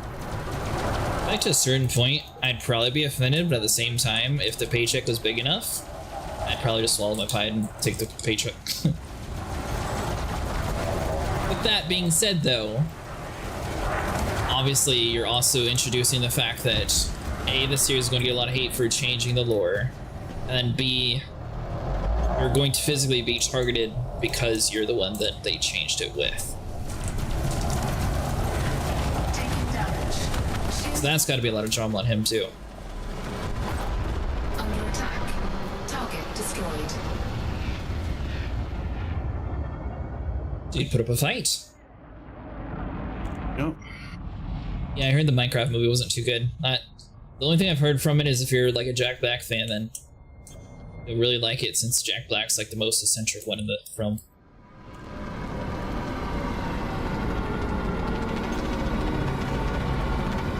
Dude, the fact that you can't go into a single Discord or walk into a freaking Walmart without somebody yelling the same phrase over and over at the top of their lungs for no apparent reason. Nobody even like told them to.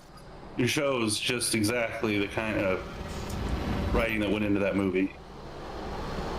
I've actually never heard anyone say it. I've seen people mention it all over like Facebook and TikTok though, but I haven't physically like. No, seriously, just take a trip to the Walmart. I think it's because I live in what would be considered more of like an older style community, so that might be why I don't experience the same stuff. Take a trip to the Walmart. Friend got it.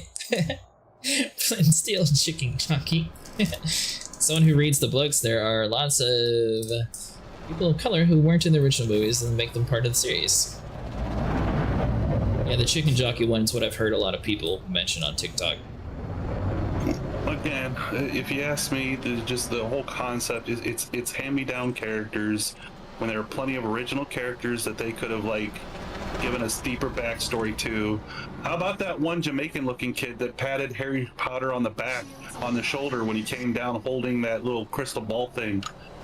You know, who's that? I know he's got a name because she names every character. What's his story? What's he doing there? What's his home life like? I have no clue who you're talking about, so. Harry Potter. Alright, let me rephrase. I know exactly which franchise you're talking about, but I have no clue what scene you're talking about. Some random dude patting some guy. When he grabs the freaking clear crystal ball thing that Oh, you're talking about the remembrance thing. right, when he grabs it and he's floating back down, everyone's cheering and patting him on the shoulders and back. It's that one little black Jamaican kid. And you know what? He's an original character who's already been established. But look, I want to know more about him. What was his home life like? What was his parents like? You know, were they Slytherin people? Were they Hufflepuffs? I don't know. There's so much that could be told about that one kid, because he is an established character. She names every single one of them. I've played enough Lego Harry Potter to know every single character in that school has a name. Got another threat level 4. So Oh, you're from Scotland. That's awesome. If they want to be inclusive and diverse, make use of the characters that are there and let us learn about them. But are you going for repairs? Yeah. I'm just making sure you weren't finding something that says Christy Dock, so I assume that was a repair thing, but you know, just in case, figured I'd ask just to make sure. Figured my haul would be a dead giveaway. Yeah, I mean, you're a little beat up.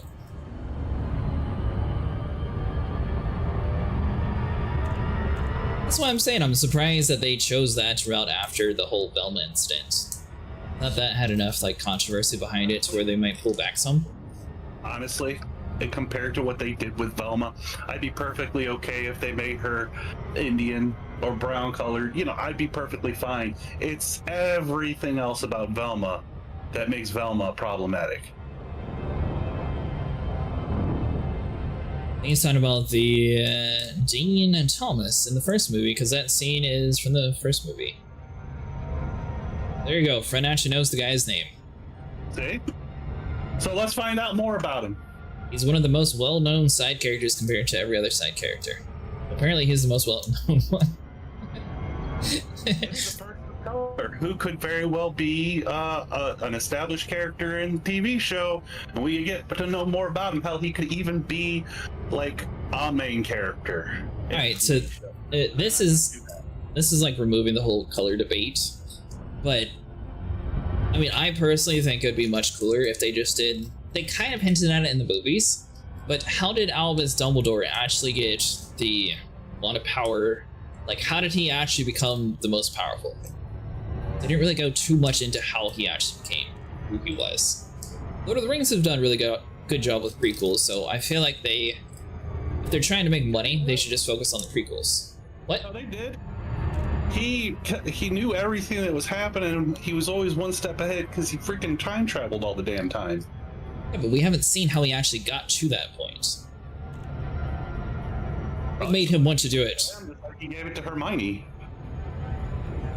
He give her the Elder Wand?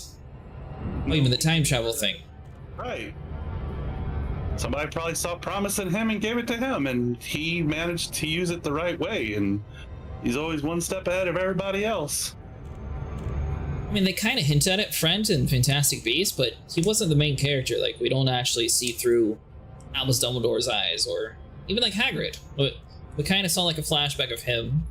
They could do like a whole series on Voldemort being bullied and how he became the Dark Wizard that we know today. Like, they have a lot of different options they could do for stories that I think would be like super easy to write.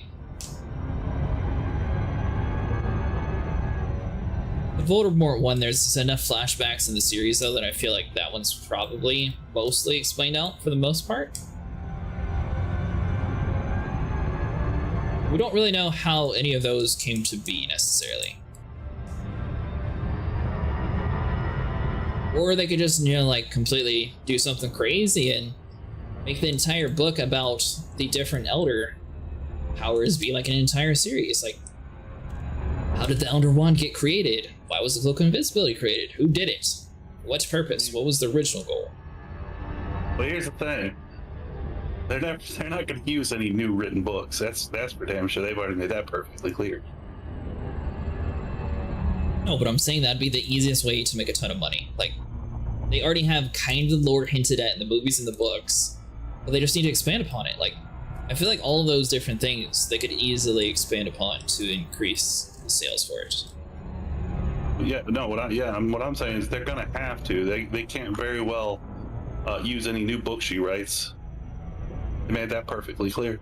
Most powerful one in the world, which is why most people murdered the owner in their sleep, but Dumbledore wouldn't in a duel because he's smart. Is he smart though? We like him because of Harry Potter, but how dark is Dumbledore actually to get all that power?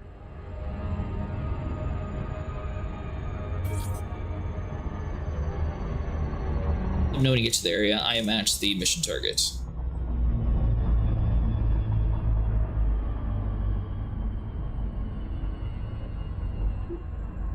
I don't think she'd written any more Harry Potter books past the theater play Cursed Child. Yeah, that's what I'm saying, friend. Like, if she's really like desperate for money, all that stuff would be so easy to write. Did I miss something? Dean Thomas is in the original movies. He's not Jamaican though.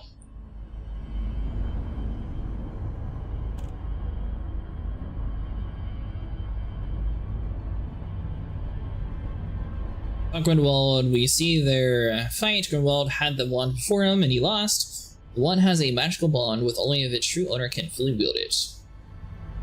Powerful wand in the world, which is why most people murdered. Yeah, I've got that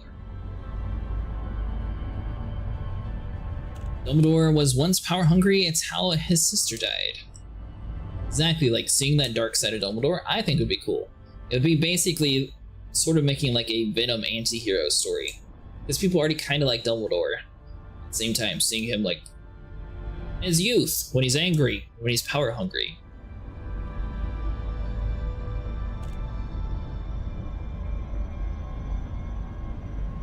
I think that's exactly why she's making the HBO show, because only a licensing deal check from the Hogwarts Legacy and wasn't getting royalties from it. She's running thin on money now. Hogwarts Legacy was a really good console game. The PC port was really poorly optimized, and it was so stupidly done. I know a lot of people like that game, but it's so easy. Like, I'm not a writer, and I'm not a programmer, so I can't necessarily say for everything. But when you have an entire series centered around 3 to 4 kids running around doing things together for an entire series, you think you would make the game set around having 3 or 4 people playing around together for the entire game. I'm sure that would have made way more like cost for like the actual price of the game. I mean, like the co-op part's just like, it's literally written into the lore. It would be so easy to include why you're playing with multiple different young wizards. Then if you're wondering like, well, how can they actually set up like the main character to have like the whole special thing going on with it?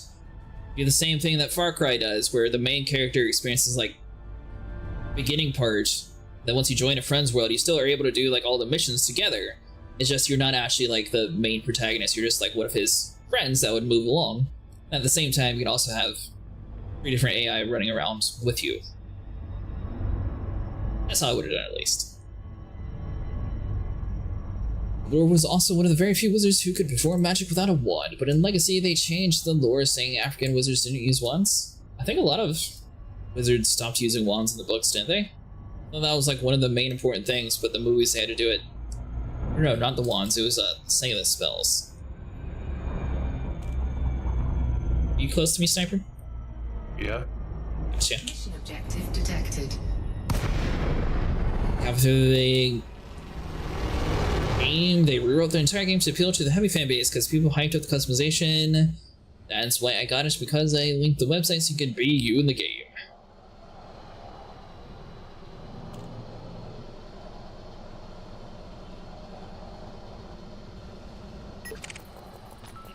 I don't know.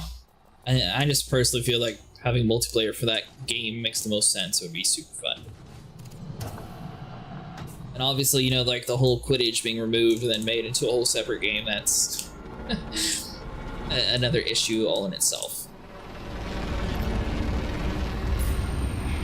That's why goblins hated wizards, because they wouldn't share one lore with them when wands heightened the magic. Huh, really?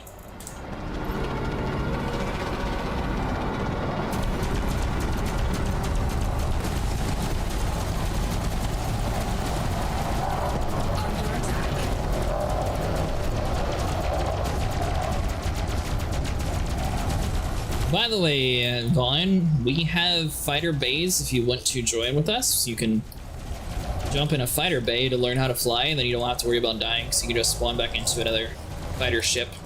A little small snub fighters though, so don't expect them to like be taking everything out, but it is an option. I took the house quiz or the Patronus quiz until that game came out, and I was all about it for a week. I was really into it, and then the performance took me out of it.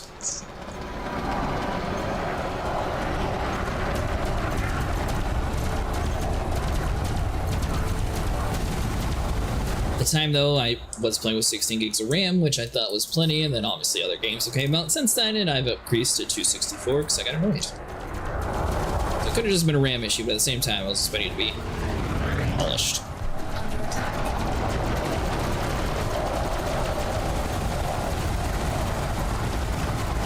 Kind of like the old school Harry Potter games. Like, I didn't really feel like the house was like that much of a thing.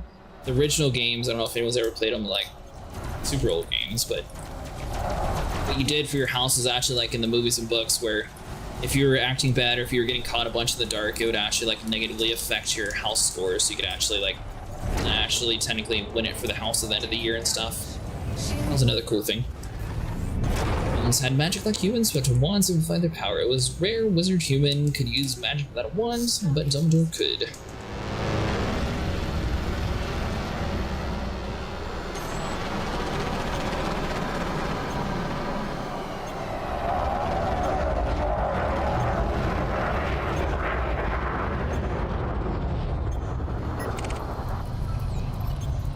There we go. Type 9 heavy. Surely this dude's gonna be easy.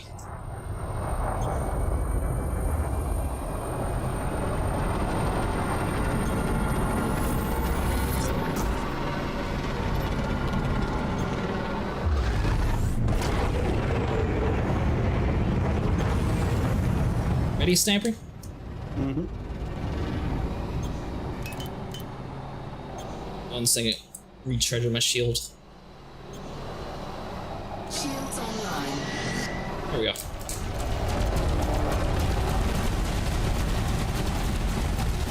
So for Harry, you were playing as Harry, not a custom character, so they could develop a system that's a little deeper. That's why a lot of custom characters fell at it, just because it's unrealistic to make a deep mechanic like that with multiple versions. I mean, kind of. I mean, it's still the basic premises of if you're in the Gryffindor faction, then you help Gryffindor, like. I don't really think that that's really character dependent on if you're being Harry Potter or not.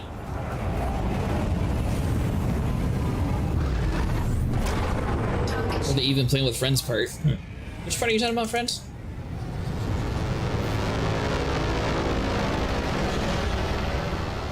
Like I said, though, I'm not a game developer, but that's what I would have changed in those stories, and I think they would have made more money.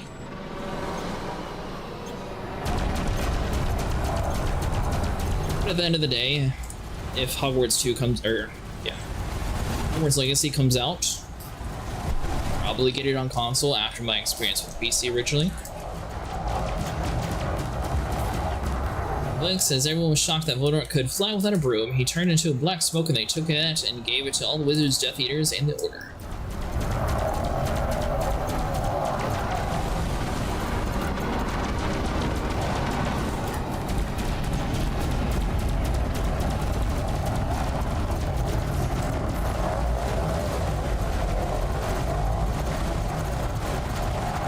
By the way, Sniper, thanks for joining me tonight.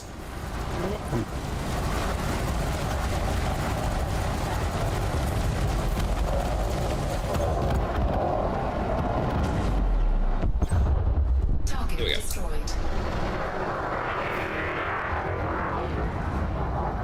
What I mean is, like, they could make it deep because you only had to focus on Gryffindor. Suddenly 4 houses, you'd have to do the behavior system for all 4. Maybe it gets too deep for them to do, so they don't bother.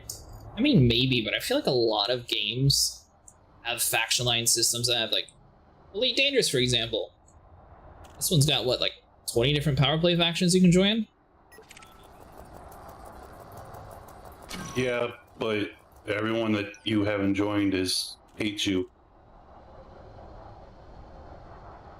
That's kind of how the books were. Right, which is why you certainly aren't going to be helping any of you, having anything to do with any of their houses. That was the whole point of the house system. Exactly, it's to help yourself. Console's lame though, no mods. I played Legacy on early release and never had any issues at all with the game. Not going to be some like GTA Fido going around solving every other person's problems and getting faction with their house.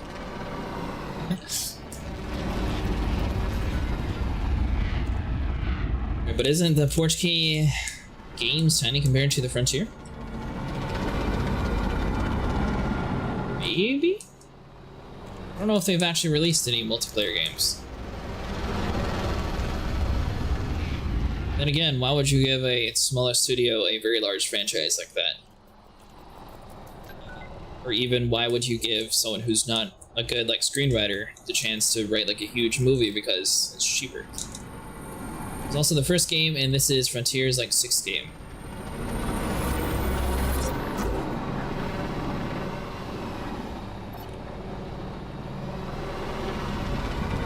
I'm surprised that we've gone back in technology so much.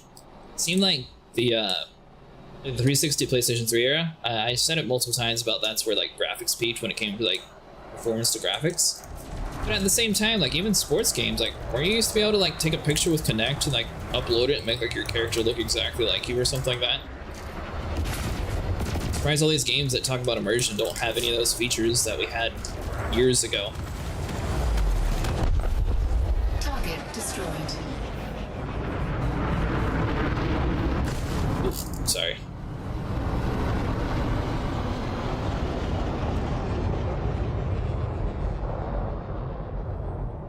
To be completely scummy, but I will say if Hogwarts Legacy was given to Warner Brothers, I think they can make a really cool iteration of the game just purely based on the Nemesis system, since they, you know, have a copyrighted thing to where they're the only the ones that are able to use the Nemesis system. Which I can't believe they haven't done like more Lord of the Rings games. Like they're just sitting on that technology, just like, nah, we won't do nothing. It's like the biggest slap in the face. If they were actively developing games, that'd be one thing. It's like, alright, fine.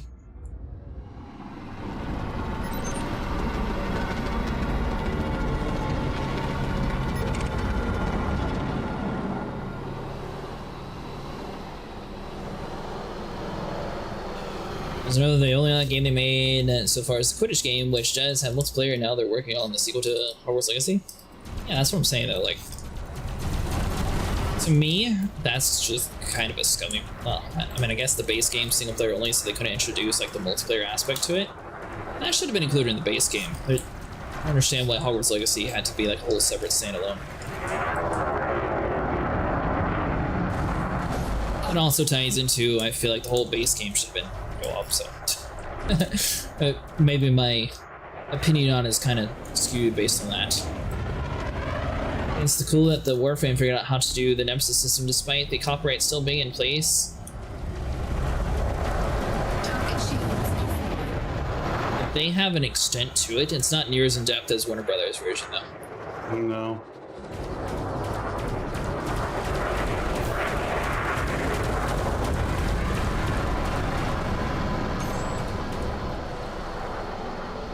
I wouldn't even call Liches to be anything close to what the Nemesis system was.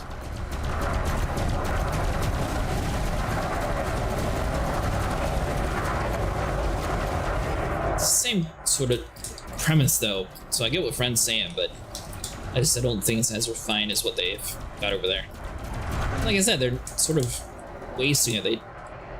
It's been like 5 years since they put a game out with the Nemesis system actually involved.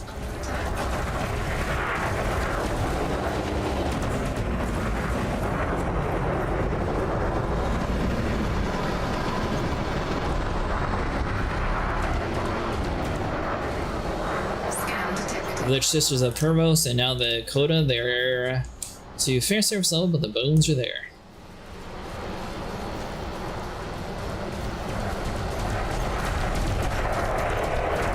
By the way, oh, sorry Ash, I didn't even realize you were the one talking before. I thought that was, okay. How you doing tonight, Ash?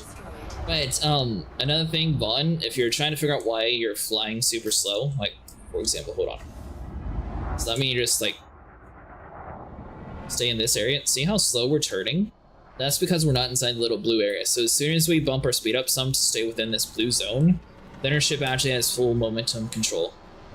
So as soon as you like go above it or below it, you're going to turn much slower. And there's a weird stutter going on with the game, but that's just the game currently. The most recent major update.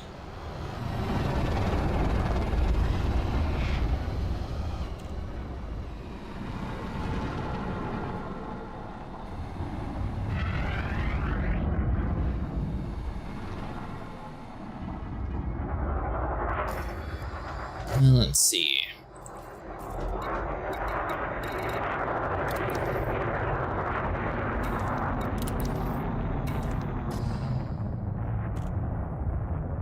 So I've got a lot more to go. Oh, you're slowly building up your shields? Nope, there's nothing in here to kill.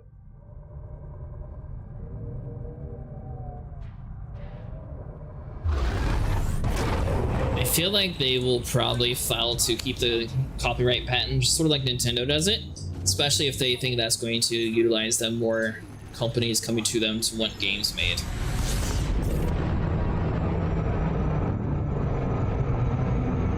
With that being said, I know it's another controversial one, but I'm kind of surprised with like the Rings of Power being centered around in The Hobbit that they don't have another game coming out in that different time period.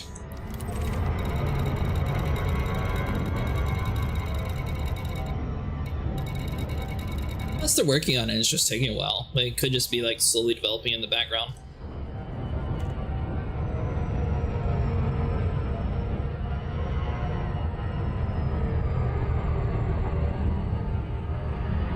Going in for repairs again? No. Just remember the tutorial wanted to fly into like a satellite, etc. And the game, oops, I failed and never got past it. Yeah, I definitely changed the settings that I mentioned earlier, and then try it again and see what you think. Though, one thing just to keep in mind, I personally use flight sticks, snipers on mouse and keyboard, but I do know, like Mustang, for example, he actually uses like a PlayStation or Xbox controller, and he enjoys flying that way.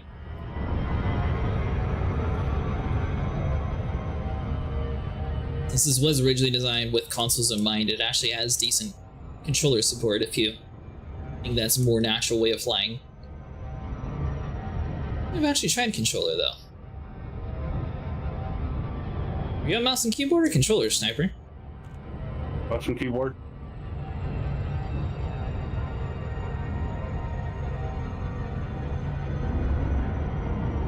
You tried one of those Azeroth keyboards yet?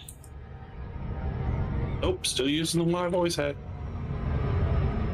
If it was because the original was on my Microsoft EDS? EOS? DOS. Ah. Rectory. Tried both. It was a while ago, mind you. Ah, gotcha. Yeah, so definitely like go in there and change those settings around. I think the default it like moves your camera around instead of having like the roll in the proper spot. Or at least for me, that's what threw me off the most.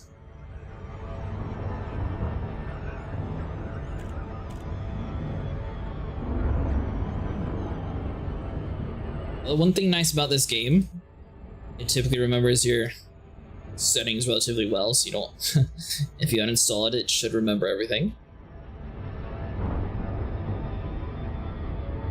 Also, they at least still do drops. I'm surprised more games don't utilize it.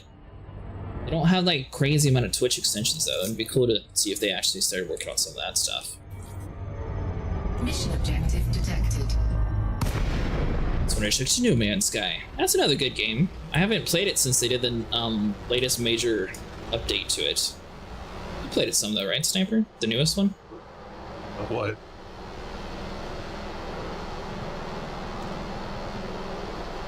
Newest what? Update to No Man's Sky. I thought it was you. It must have been someone else. I'd say not the newest, no, huh?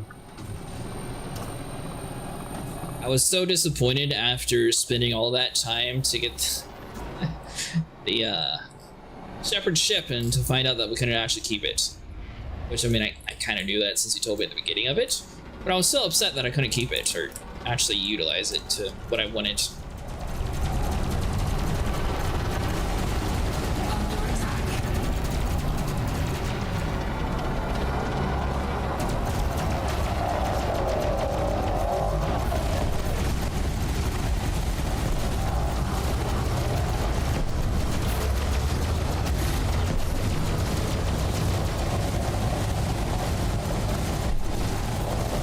You can keep the Mass Effect ship, but you can't actually use it, friends. Like, you can send it on like scout expeditions, but like, I can't sit behind the Normandy and use it.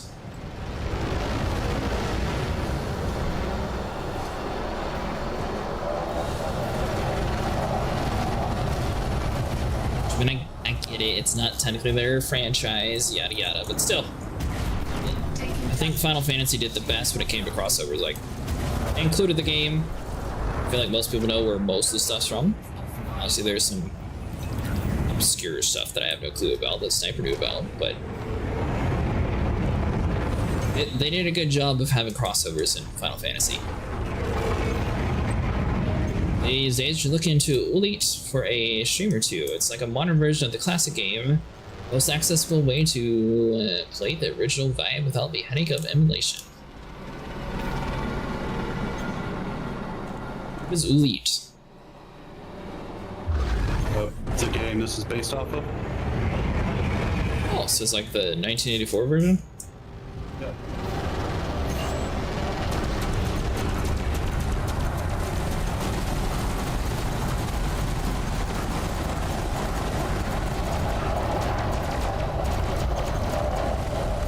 I still think with modern hardware, or like 10-year-old hardware, it'd be really cool if they had like the original emulation of that on the fleet carriers while you're waiting to just play on like little display screens. Shields online.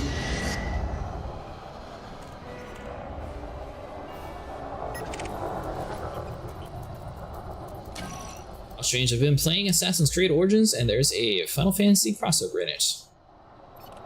Yeah, that's kind of lame. Really? Yeah. Sorry. Wait, which way is the crossover, Sniper? Is it in Final Fantasy or is it in Assassin's Creed? Was both. But the one on the Final Fantasy side was very limited. Like, you had 1 weekend to participate and it was gone forever. Ooh. It was a single player game. There was no reason for it to be limited time. I don't know how to use it with none of the palatable ships are big enough to use it. With the freighter is too big to normal. Too big for the Normandy. Frigate is the perfect size. Oh, you're talking about in No Man's Sky to like pilot that one?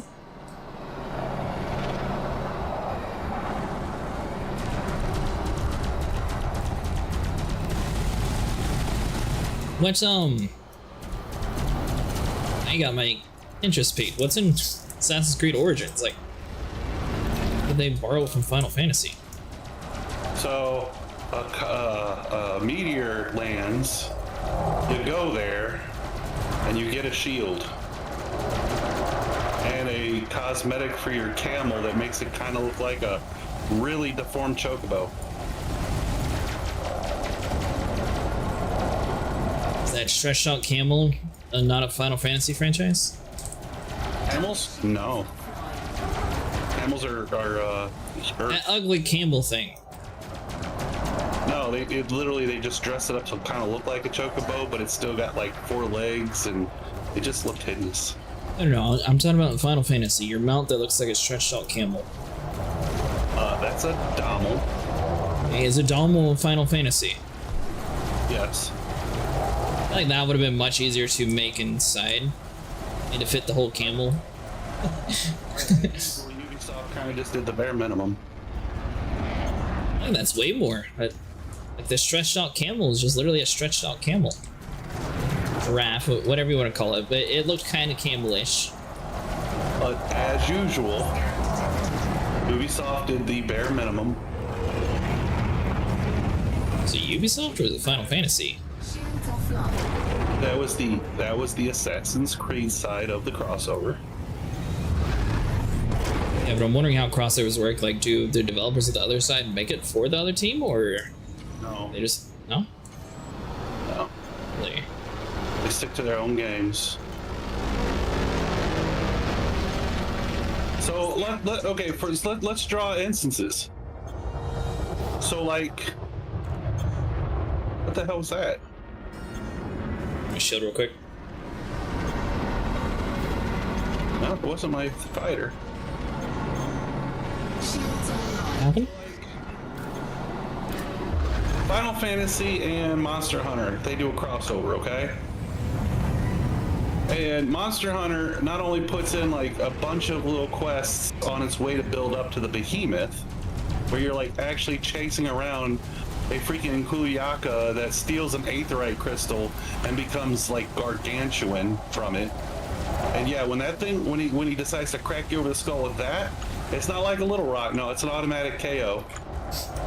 You're carded. Under attack. And they're playing the freaking chocobo music the whole time you're chasing this thing down as it's trying to run away with the aetherite crystal. See, it was fun. I literally spent that whole quest laughing my ass off because I'm chasing around a Godzilla-sized Kuliaku while chocobo music's being played. It was funny to me. And then yeah, I got cardied by when it conked me on the head with it. That again, funny to me. And then you go on to wind up having to fight an actual behemoth, which was at the time the hardest enemy in Monster Hunter. Yeah. Not the apex predator of the game itself. No, it's the crossover. It was harder than any other arc-tempered monster in the game. Tempered's being the hardest that the game throws at you. And the behemoth was harder than that. And you got a bitchin' set of Dragoon armor for beating up the behemoth. That is what I call putting a lot of effort into a crossover. And in return, what do you get? You get to hunt a Rathalos in Final Fantasy. And it plays like Monster Hunter. No healing. No healers allowed. The only way you get to heal is if you drink a potion. Just like in Monster Hunter. I haven't even used a healing potion that entire game yet. Oh, you will once we get to the Rathalos, because it's mandatory. But, more to the point, you get a Rathalos mount. You get a Palico minion. You get a Poogie minion. All for a monster. That's how you do a crossover. You don't, and now, let's go back to the Assassin's Creed Final Fantasy crossover. On the Final Fantasy side, you go to a theme, like a little theme park kind of thing, about their favorite video game, Assassin's Creed. And they're dressing up as their favorite characters, which are, at the time, the same outfits that Bayek from Assassin's Creed wears. Because they're cosplaying at the little Assassin's Creed convention being held in their world. Under attack. Well, there's the problem. They didn't choose Exio. Everyone knows he's way better than all the new ones. It was like a 5 or 6 hour little side quest thing that you got to participate in. It was, again, very fun. Then it's time for Ubisoft to do their part. You literally just go where the meteor hits, grab the shield, and you get a very horrible customization for a camel. It was so lame. I don't even think there's voice acting.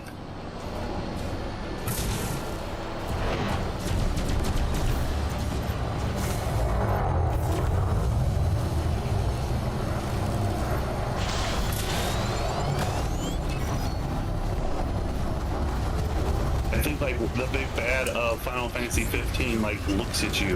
He doesn't even say anything.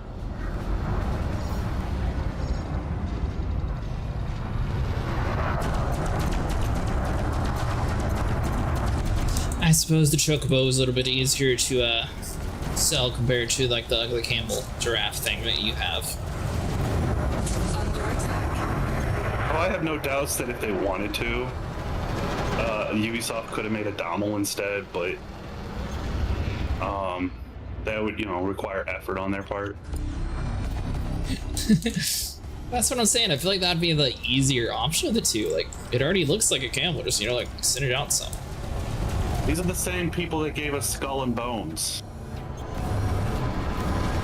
A quadruple A game, by the way. And I'd like to remind you that all they had to literally do was just give us more of what we had in Assassin's Creed Black Flag. Everyone loved the pirating concept in that game. They literally just had to make more of that.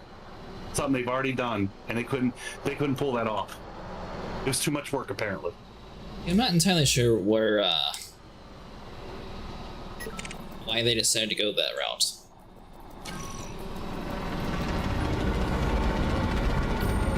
Same with Assassin's Creed Unity at the time. They were originally saying like consoles couldn't actually have multiplayer support because of it, because there was like too many NPCs or something.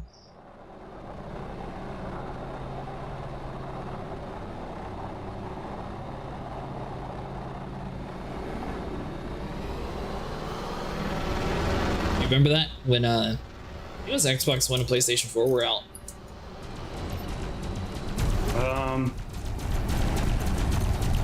Do I remember them saying stuff like that?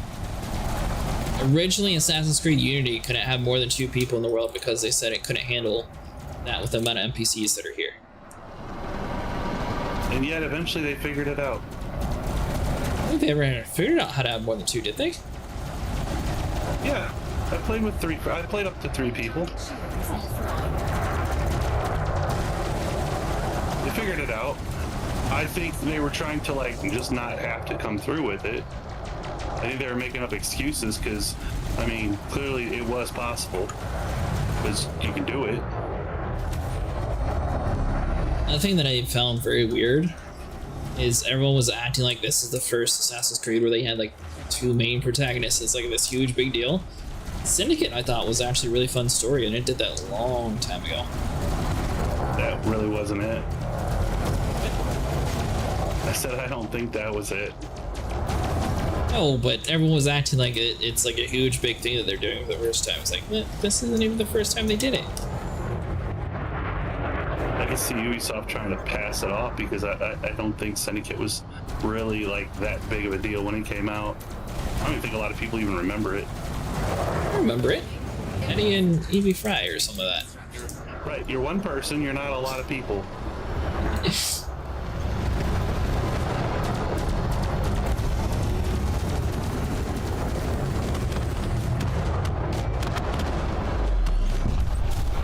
Target destroyed. Origins had it too, and now Shadows has it? What are you talking about? Multiplayer thing?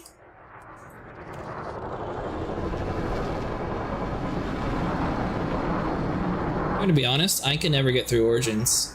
That storyline I just couldn't handle. I thought the newest Assassin's Creed was really fun, it's just my PC was having issues with it, so I just never ended up beating it.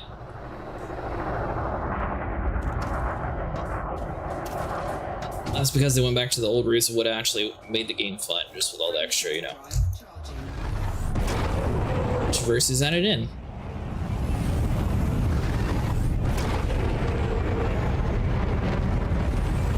Also, I will say, my experience is different since I'm a streamer and I played with my music off. I've seen a lot of people have their music on, and it's like a lot of rap music and other things that aren't necessarily for the time period. I didn't experience any of that because I had my music off the whole time, so I didn't really. That was more of watching videos on it. It's like, oh, that's going on. I didn't hear any of that. I mentioned that, and I thought it was kind of funny. Every time Yusuke was in a fight or when he first gets shown, they play rap music. Tell us how out of touch of modern day culture you are without saying we have no idea what we're doing.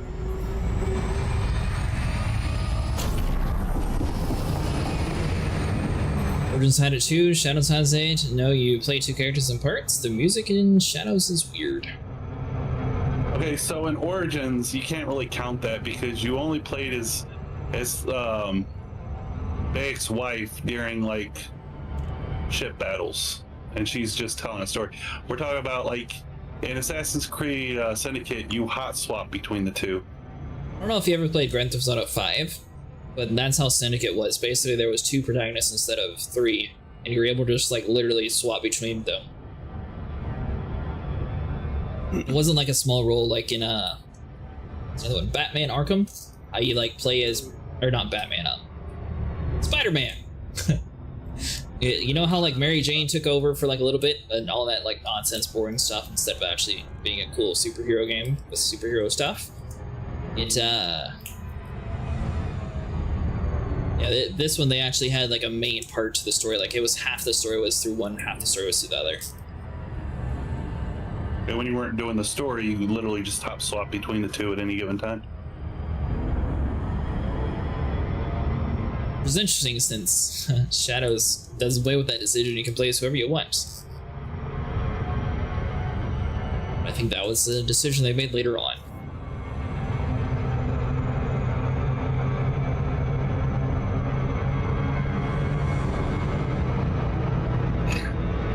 The way they handle the music reminds me of a movie I saw a long time ago called Heart Condition.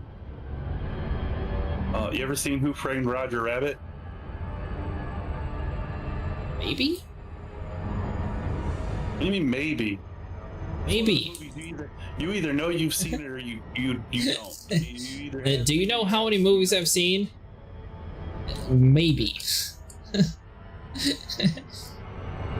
Yeah, I'm sticking with maybe. Solving a murder involving cartoons.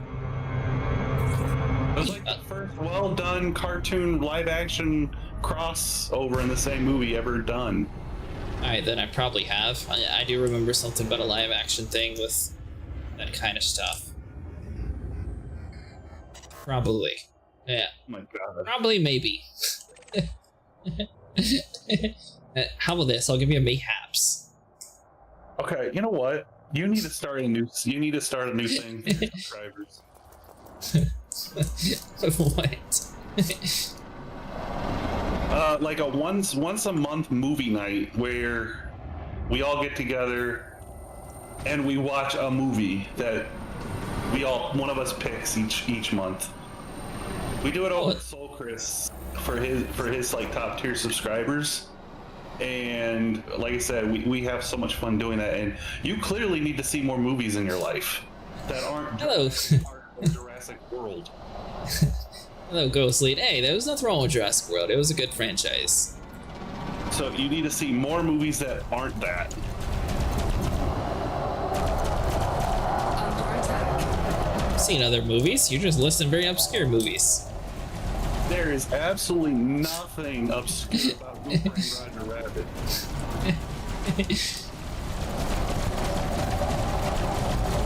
People who've never heard of it and people who don't even care for that kind of thing still know what it is. Well, obviously, we could do something like that, but we can't do it on Twitch. You kill all the... Well, no, we don't do it on Twitch. That's what Discord's for.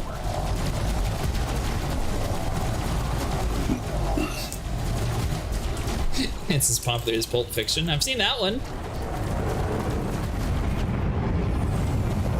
So anyways, the guy who plays the main character, Eddie, is played by Bob Hoskins, a great actor. Most people didn't even know until they saw him in an interview about the movie that he was British. He plays an American so well. So I'll say the same thing about Hugh Jackman. I didn't realize he had such a thick accent. Aside of like, I knew him mainly from X-Men, and I was surprised, like hearing him from like an actual interview of how he sounded. So in Who Framed Roger Rabbit, he plays a detective who tries to solve a murder from cartoons, and he really hates cartoons. Right? Okay. In Heart Condition, he plays a detective who really just hates black people. And so he gets a heart attack, and Denzel Washington, who is a sleazy lawyer that he's been trying to bust forever, dies from unknown circumstances as well. And so they transplant Denzel Washington's heart into Bob Hoskins' character. So now you've got a really racist detective with a heart from a black dude. But the thing is, like I said, this goes back to what I was going to say about Yusuke. Anytime they would show Denzel Washington, they would start playing like African Lion King music. Like, Was he in Lion King?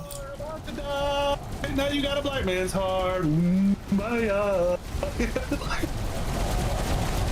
And so he's got Denzel Washington's heart, and Denzel Washington keeps appearing to him as a ghost.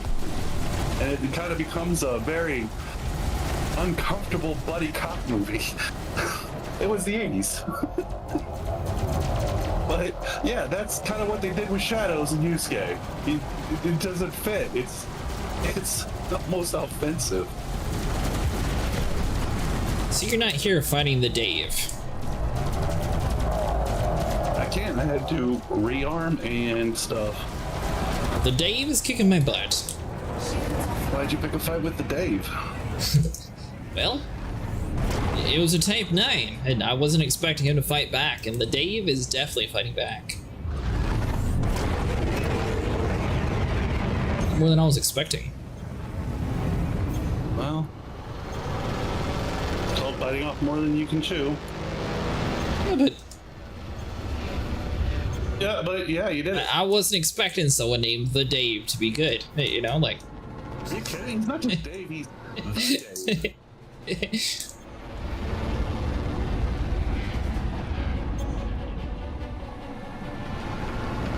Stay back, Dave. You don't want to mess with me.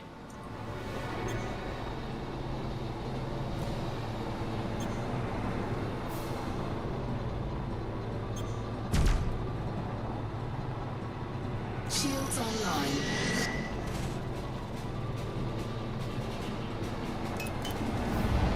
So how does he do movie nights without getting in trouble with, like, DMCA claims? They just talk about it in Discord and they don't make, like, a post on YouTube or something about doing it?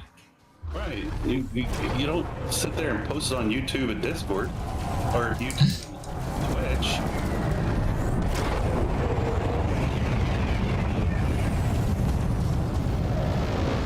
And I would imagine that most DMCA people have their plates full chasing after people who post 5-second clips on YouTube to really worry about trying to join Discord servers randomly to see if there's up to any shenanigans in there.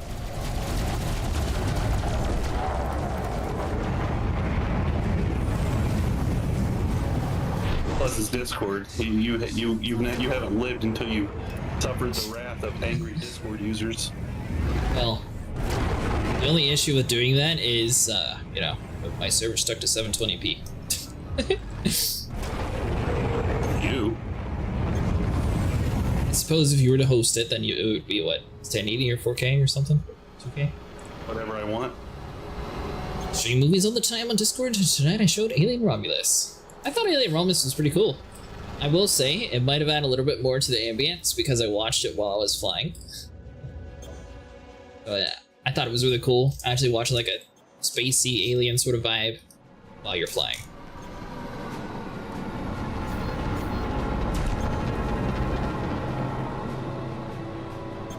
How those repairs coming along? Almost there. Good. Dave, it's time to get your butt kicked.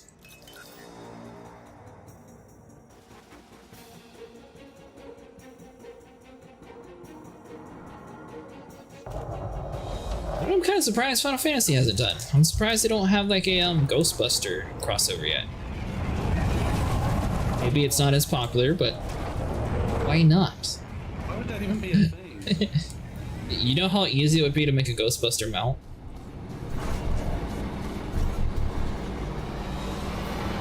But why would they? Why not? Okay, and explain to me why the Ghostbusters from New York are suddenly in Final Fantasy world.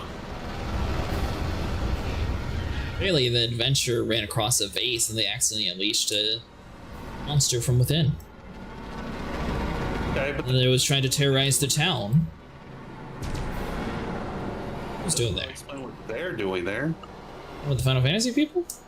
No, the Ghostbusters. Oh, I'm talking about the ghosts, not the Ghostbusters. Under attack. But you can't have a crossover with the Ghostbusters without there being Ghostbusters. Sure you can.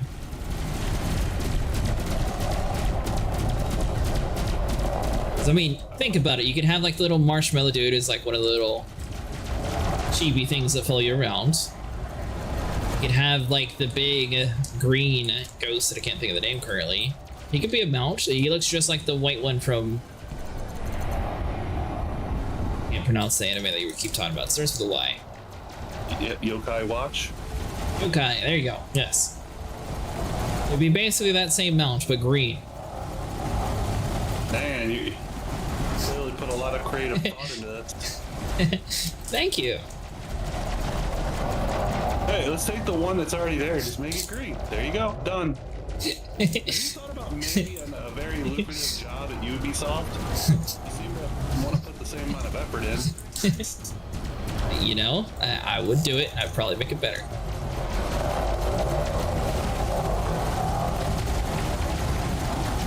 They got plenty of ghosts that they could pick from, though, but that's just the first one that came to mind.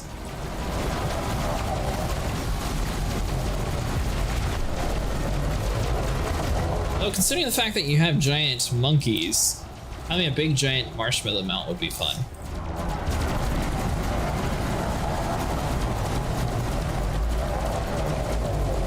Especially if you could, like, you know, some of the mounts actually, like, breathe fire. It'd be kind of cool if you could, like, split apart into, like, smaller little marshmallow dudes to follow you around, even though they don't do anything.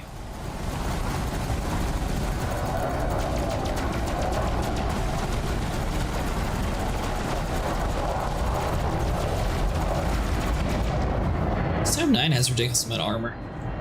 Well, he's using shield batteries too.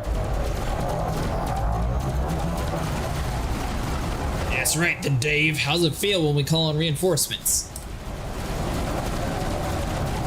You had to get your big brother to help you. Target destroyed. 491. That's all that Dave was worth, and you were having that much trouble? Well, the Dave was heavily fortified. I don't know what to tell you. Hey, Sierra. I have to hold my tongue right now because I don't want you to get in trouble. Oh, wait. We still have 10 more pirates to kill. And you know what? I'm not gonna hold my tongue. Man, AvDev needs to get their shit together, because if that's the best the Corsair can do, then that is a waste of people's money. It's not fully engineered when it comes to weapons. I will say that. Check your messages. My messages on what, Sierra?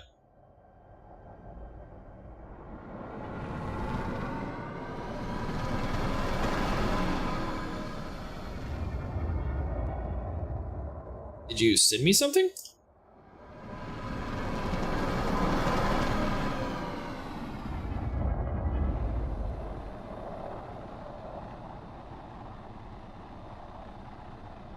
Hold on.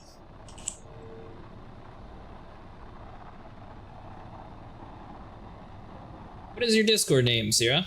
It's not Sierra, is it?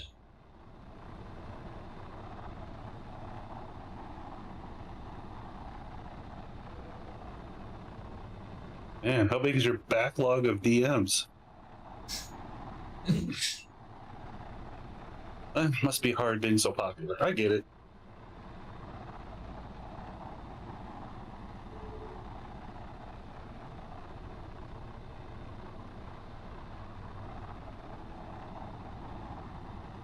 Oh, there we go. I got you. Yeah, those bots pop up all the time.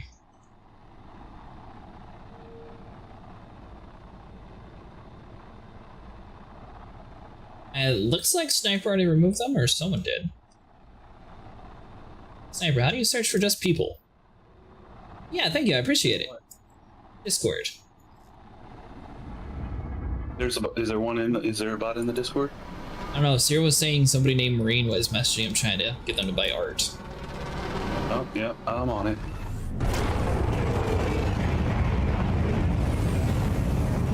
So I'm really curious, do you think it's just a bunch of AI programs that are just set up to do that? Or do you think it's actually artists trying to, like, sell art? Bots be botting. I also think it's bots just simply because I don't know, I feel like an artist would spend more time doing it somewhere else. Hard to tell with only one message. I'm on it. Frameshift drive charging. It might have got removed days ago, though. I have no clue if they're still there. 4, 3, 2, 1. Engage. I think people will make like 5 chat bots and set them to auto. But who actually responds to a chat bot? I feel like that's like the easiest one to be like, alright, well, this is not interesting. I'm gone.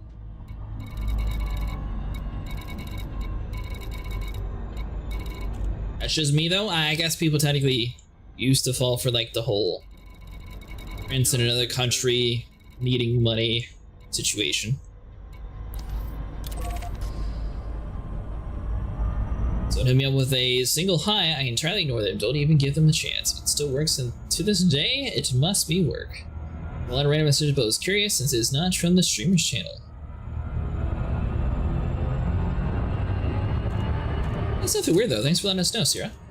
I get targeted by them all the time, I kind of feel sorry for them, like going to around to begging to show their art, hoping you'd buy their stuff.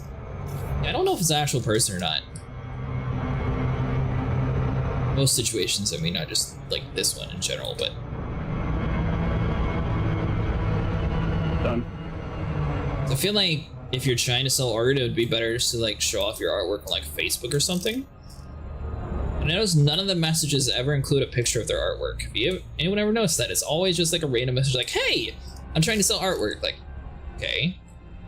But you didn't show like any artwork at all to like really go with? It's like the world's weirdest thing.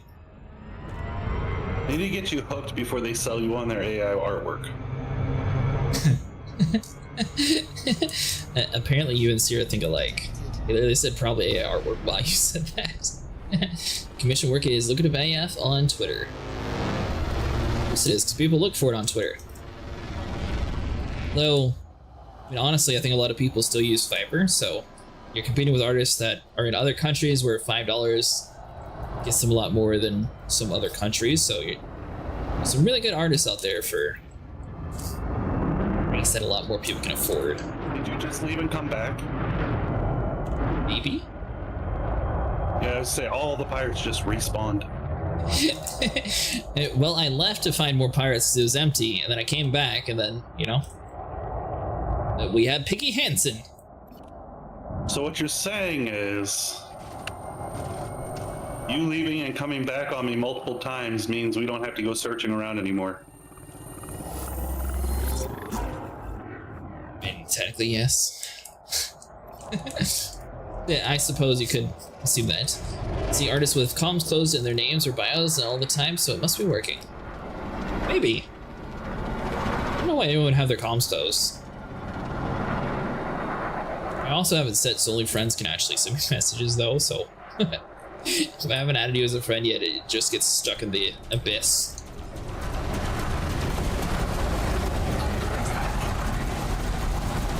I'm also horrible at answering emails too, like whatever emails me something, it's like, well, answer back in a month or two. Yeah, that's from a key mailing.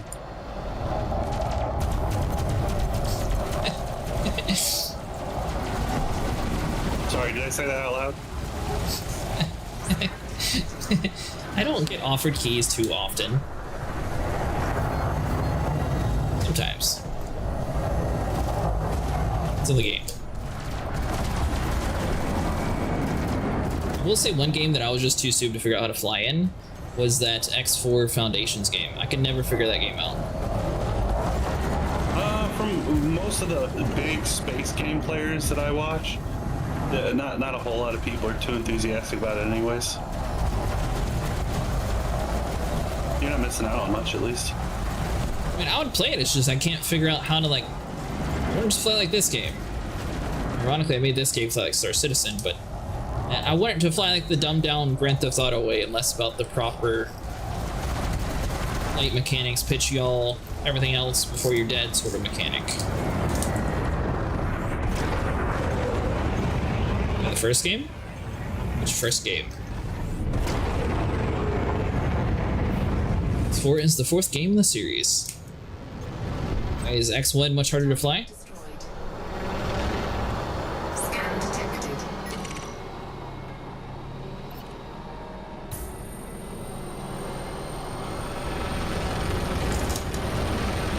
We'll say Sniper, this is the first time I used a kill warrant scanner.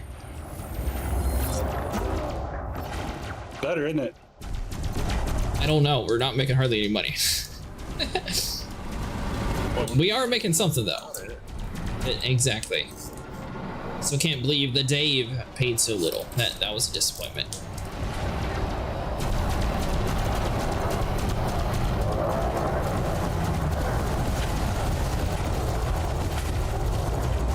blast worthy. Target shields offline. It'll make more sense now on how to fly if you start from the beginning of me? Maybe. It's just a lot of the hotkeys I need to figure out how to set up differently. Like, they have a lot more options when it comes to, like, the different buttons to control everything. I just couldn't figure out... I knew what I wanted to do, but I didn't know what it was called to do what I wanted. If that makes any sense. Not one bit. Like, I know I want my ship to, like, left, right, roll. I don't necessarily know, like, all the, like, proper spacey terms for, like, all the different, like, things to call it. Whenever I'm setting up key binding, I still have to, like, actually test, like, what the pitch is, what the yaw is, and everything else. It's incredibly unforgiving, and the anti-hand-holding series, almost famously so, jumping into the most recent entry might be difficult when normal. You know what? I actually got through the racing course, at least, which I was kind of surprised about. Target destroyed. Target destroyed.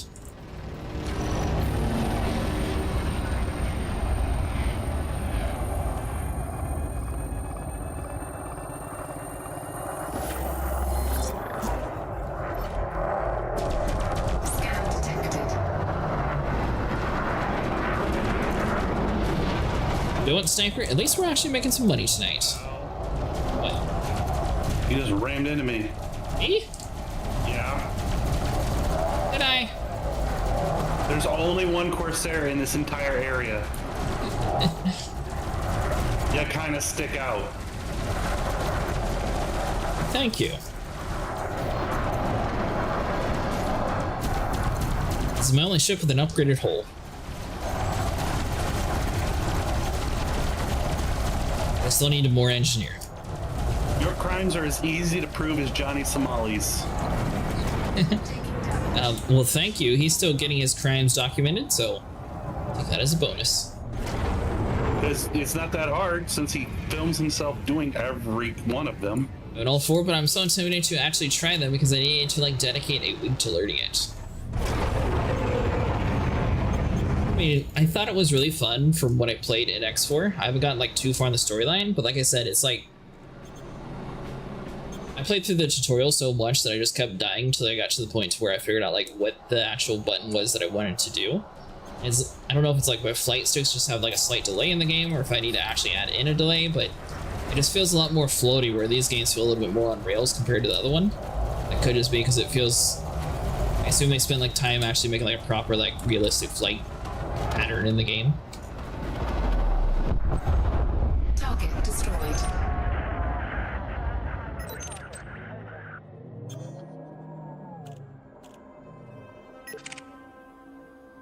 Telling you though, Rockstar just needs to profit off all the space people. Clearly, there's a need for space games. Scan I detected. can't believe Rockstar hasn't tried to jump on it. Need? I don't know. If there's a need. And People- compared to all the other types of games out there, it still feels kind of niche.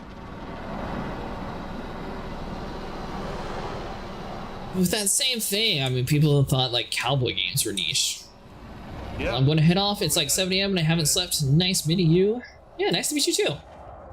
We stream Elite Dangerous usually on Thursdays and Fridays. Saturday is like a community night, and then Monday and Tuesday we sometimes do Star Citizen. Although sometimes I use Tuesdays as like a single player game night. And we've been doing a lot of Final Fantasy lately too. Target shields offline. I would say if you could do like we did this week. If you use Saturday for single player night, we could do Tuesday. It's true. I could stay up later.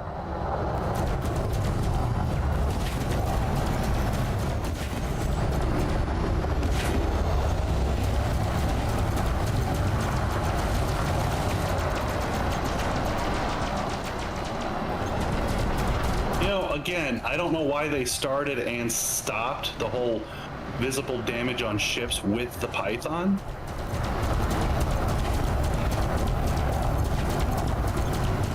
Are you talking about parts falling off on it? Well, that, and if you actually get close up, you can actually see all the lines that our lasers are making on it. Like you know how when you shoot an asteroid, it leaves a trail of laser scorches. Right? the ships do the same thing, but only on the Python. Would you stop? I tried to avoid you, and I was so close to.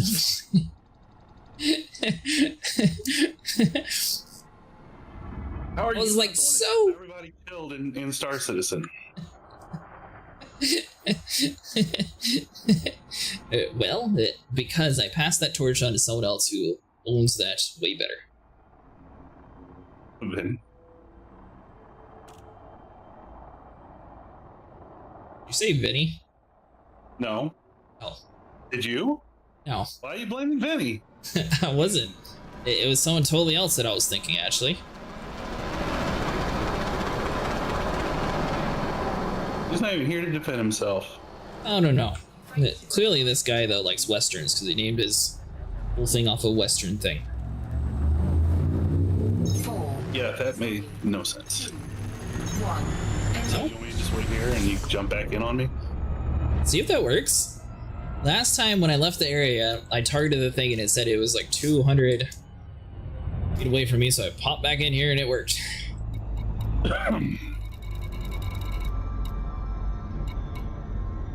This time, however, it is not here anymore.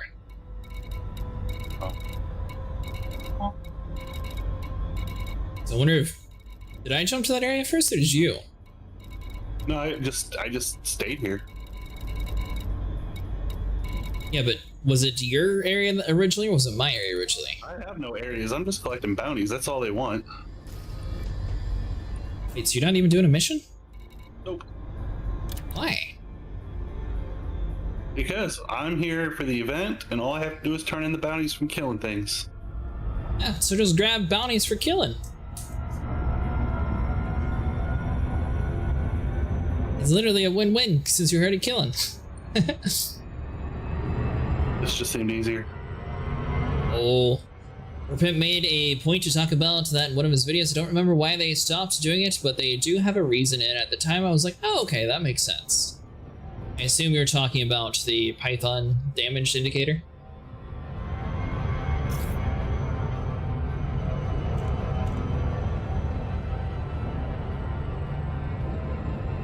I'll have to look. I don't think the burr pit's actually an elite partner. I wonder if you ever applied to it.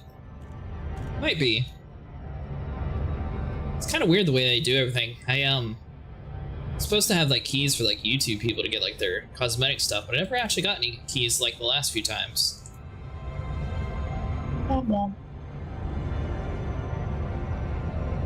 Which I mean, I guess it's fine since it sort of pushes people over to Twitch, but at the same time, I can't believe Google hasn't tried to do like a YouTube drops yet.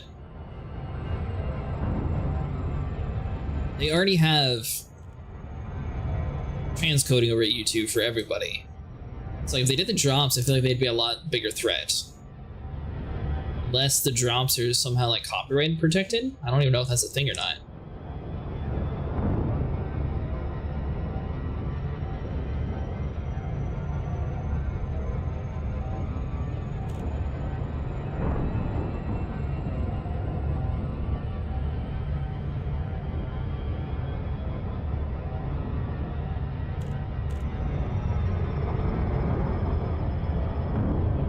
You had your wave sniper? Yeah. Honestly, whenever you're here, things are much easier. The first threat level 4 that I jumped into, I shot at Anaconda, and then it was like 10 ships that were all trying to shoot me at the same time. Every single time that you've been here, we shoot one dude and nobody else gets angry. So I'm wondering if I accidentally jumped on like a high-risk target that I was like tracking that I didn't know for like a previous mission or something. That could explain it.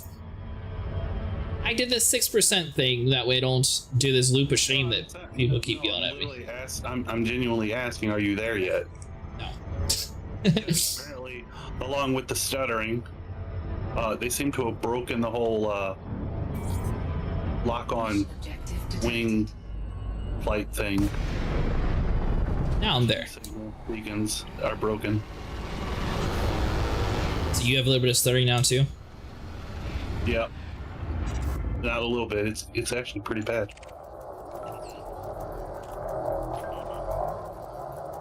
It's funny, everyone who says they don't have it, it's like if the next time they play, then they start having the issue.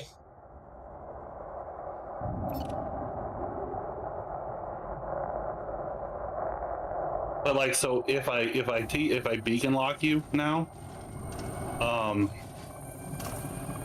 if anytime I get within 100 light seconds from you, I drop out like I'm dropping in on you, and you're still going. Really? Yeah.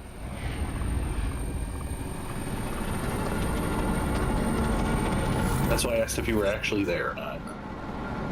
I am here now, although I am running a little bit out of ammo. Almost there. I think.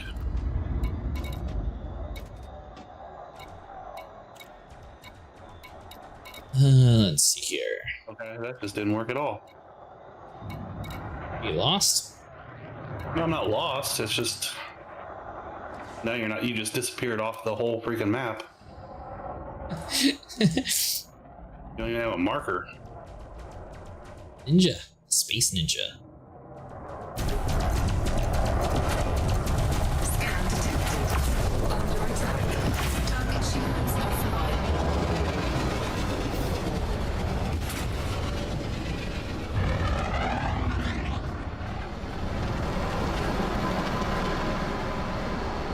Still can't find me?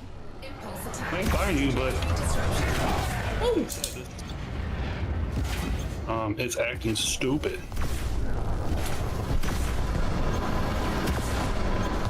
I need a kamikaze pilot. He is in heavy need of hotfix, apparently. About the friend lock on thing, or just everything in general? Yeah. Yes, everything. This guy has got 5% left. Have you shot him yet? Yeah. Target destroyed. Now they classified that man as deadly. Space Ninja, Warframe confirms. I see what you did there, friend. What were you grinding for, by the way? I know you said that you've been playing Warframe a lot lately.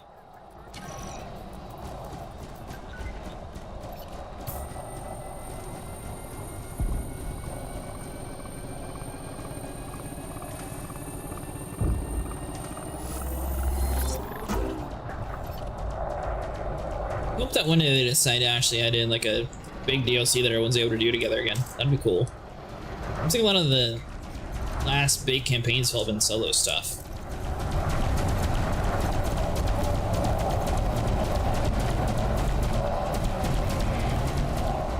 Target shields offline.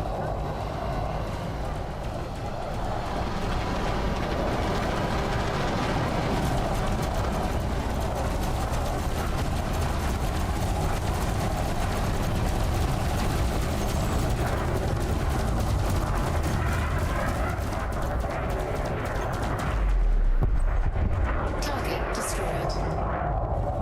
Good job. Mostly slotting format into my gear, never did it before, and grinding relics for borrow because I bought the Tenacon relay ticket.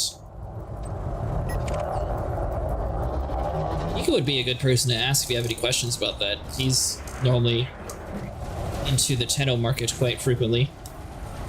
Tenocon market, sorry. Do you pay for the Tenocon stuff, Sniper? I have the past few years, but I didn't this year. I got everything that I wanted from it. I see no point in giving them $50 for something that I'm not going to get anything I need.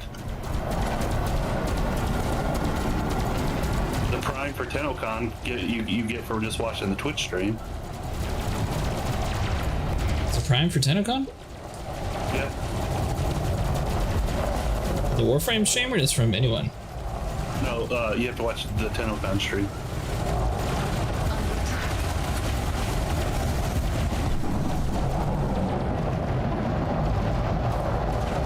And you don't need a ticket to watch it on Twitch.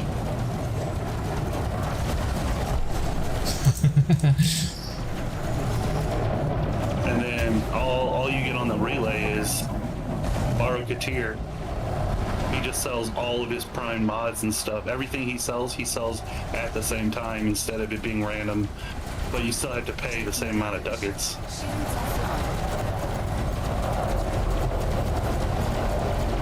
it just doesn't feel worth it to me anymore.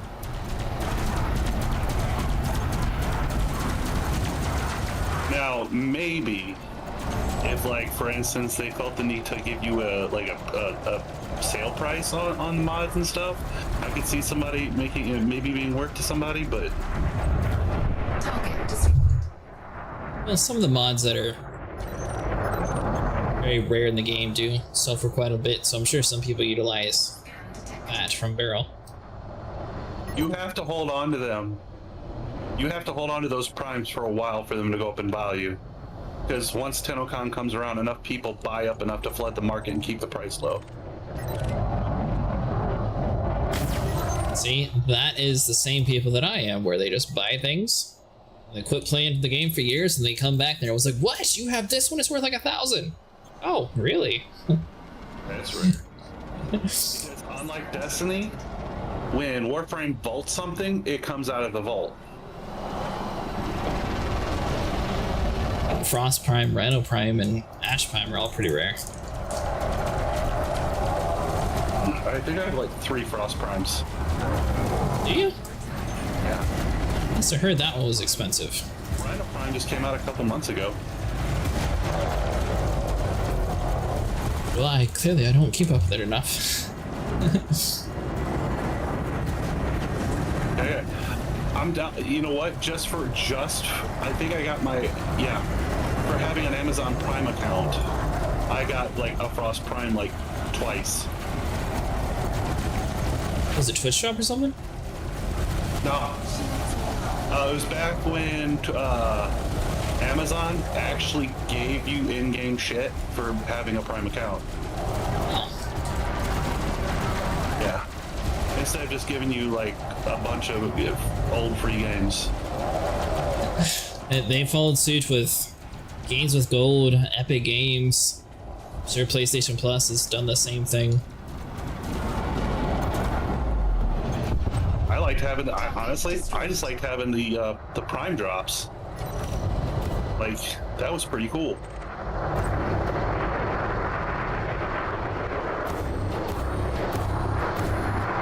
I'll say sometimes they give good games. Seems like Elite Dangerous is on there pretty frequently.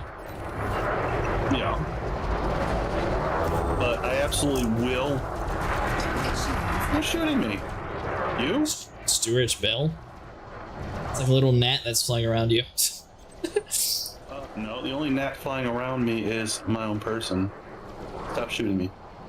I wasn't. I was shooting Stuart Bell.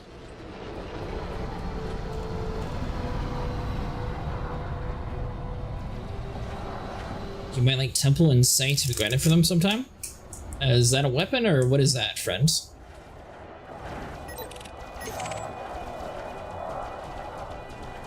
At some point I need to actually remake my clan logo, that way it doesn't look so interesting.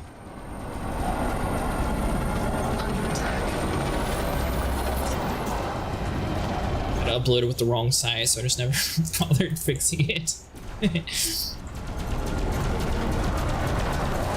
One of my friends who was really big into it for a little bit went and bought it, and then he got the size wrong, and then it's just always been wrong the whole time since then. And he quit playing the game, ironically. Target shields online. Hey, High Ground. Target destroyed. Have you played Elite Dangerous before?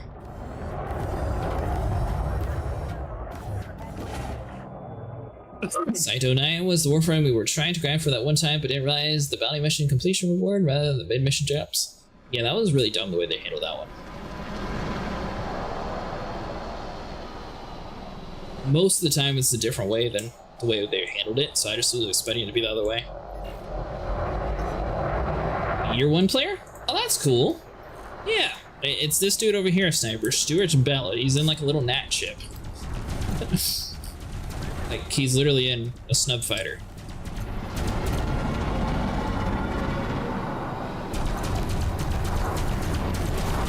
I guess NPCs can have snubs. Why don't you target him? I am. No, you're targeting deep space. It says target Stuart Bell. He's right in front of me. No, it says target deep space. My game broke. Yeah, clearly. Because I don't see what you're fighting. I don't see what you're shooting at all. Yes, I'm also doing no damage. I'm going to test something for science. You wanna ram it? I did ram it and it did no damage. Good job. So I guess Stuart Bell just doesn't exist anymore? Apparently not. You don't see a ship flying above you. Nope.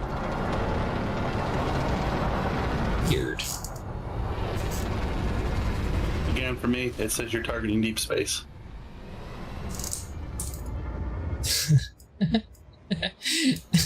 So it's here enough to where I can damage my own ship from it, but not enough that I can actually damage it. Get a kill with it.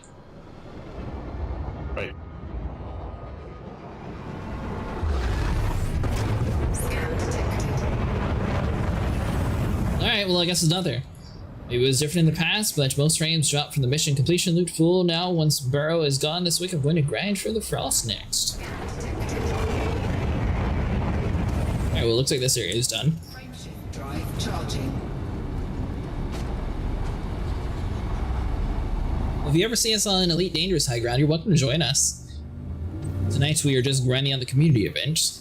2, 1, engage. Let's see. You know, I don't know who Stuart Bell is, but Hey, we're lit up a bunch. it looked like just like my fighter. Fully ported over to SC. Gotcha. Create an offer just in case.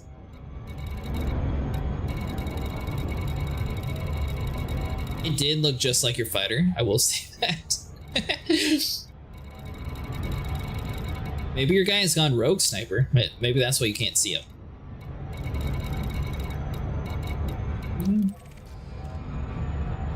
But pretty much everything there is to do in Elite. Really surprised that they gave everyone so much money in Star Citizen. I'm curious to see like where that's actually going to lead. Them taking it away, no doubt. Most of the veteran people are more on that line, where there's some other people that are newer to the game that think it's there to like encourage people to buy like cosmetics. I don't know.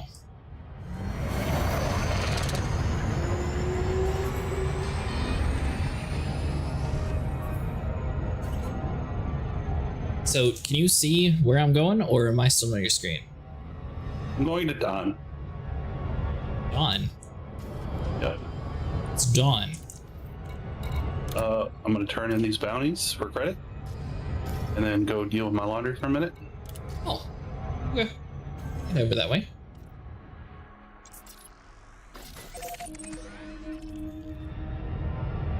I didn't realize you meant you were going to a different place. I thought it was like a military landing site or something.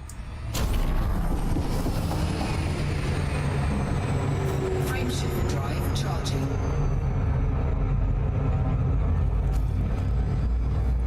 Let's see, did we actually get enough pirates yet? Won't know till you turn them in. 4, I was looking for my mission. 2,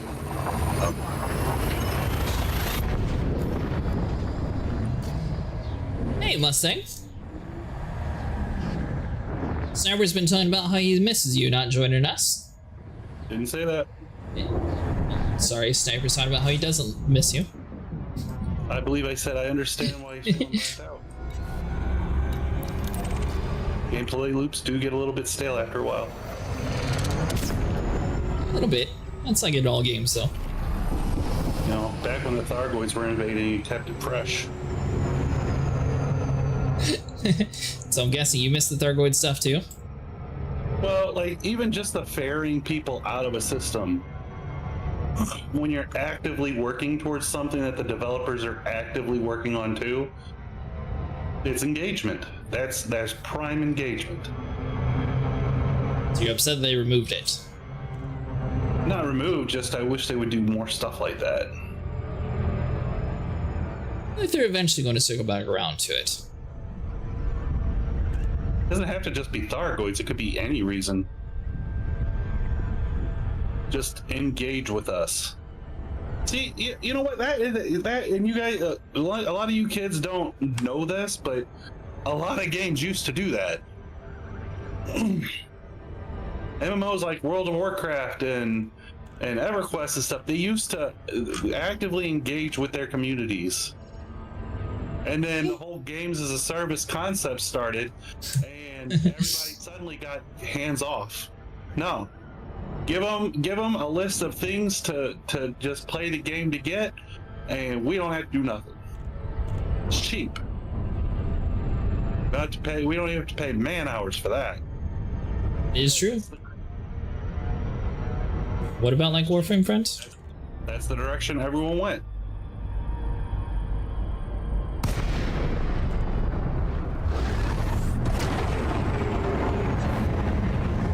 Does WoW have an event like Halloween and stuff? Echo. Welcome to Imperial Sovereign Territory. Is that just Guild Wars? Does WoW have like a big Halloween thing?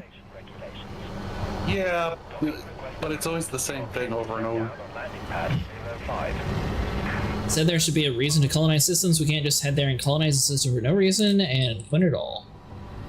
Grab stink bombs, teleport to the enemy faction city, fly around throwing stink bombs all over the city, and get your free candy. Or Okay. So it's kind of a small scale Guild Wars thing. clean up stink bombs around the city, get more free candy. Come back tomorrow and do it again. I like Guild Wars' version of Halloween, like with the Mad King Thorn.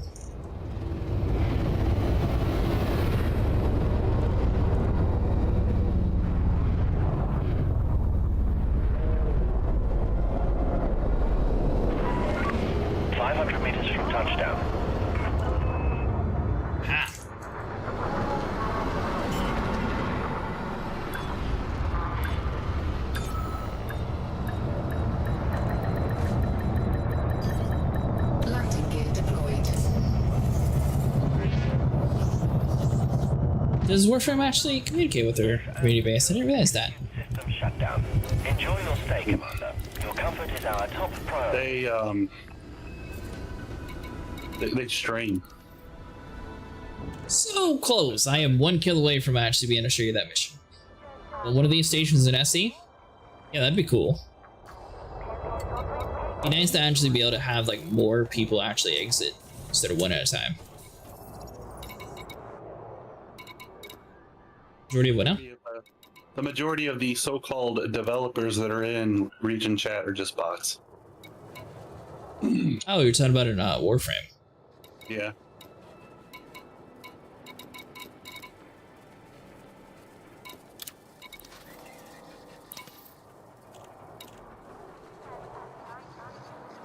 We really get that much money already? 251 million. Mm-hmm. Incoming message. They stack up, especially with that kill scanner. I will say, for the amount of hours that we put in, that's I doubled my money in one night. So even though, you know, it's been a while since we did bounties, we're at least starting to get my money back. As long as we're getting your money back, that's... Well, Star Citizen actually used to have it so all the hangars would like had multiple different hangars to exit from. Like, it wasn't just one shared. I don't know how new you are to Star Citizen or how long you've played it. The original ones where we had like hangars 1 through 20 on like the elevator was so much better. My opinion. Grab a drink real quick though. Yeah, weekly live streams, they do Reddit, AMAs all the time, dev shorts, they join people's streams all the time and talk to them.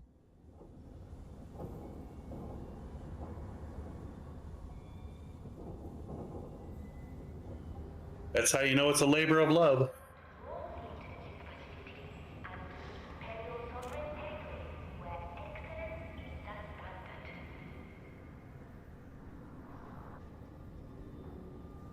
Hey friend, you watch your tone there, okay?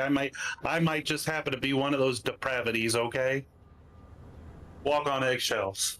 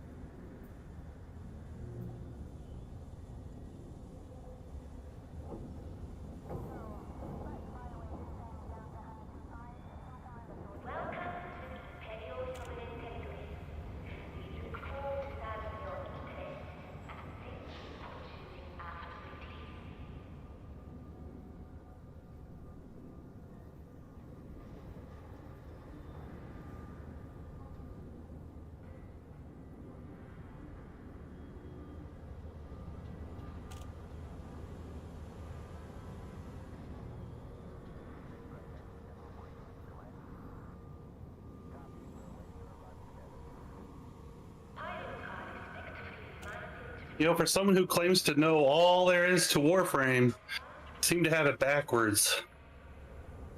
It's all about Wisp's toes and Mag's cake. I should know. I sell feet pics. I sell Wisp feet pics for 50 plat.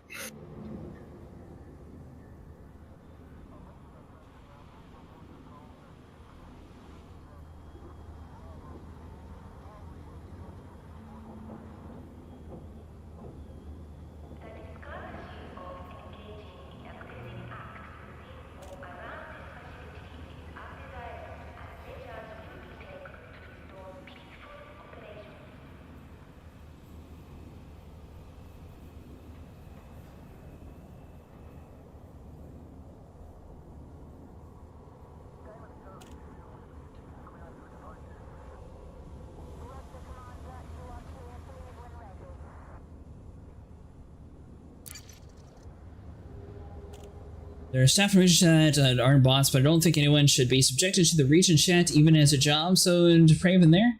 Snapper, do you talk about Mag's toes or how big Wisp cake is? I posted a looking link of Mag in Region Chat. Like 60 people go, so what about her toes? That's what I mean. Maybe AOI? I don't know about Mag. Yeah, he's talking to somebody who sells Wisp feet pics for 50 plat, so.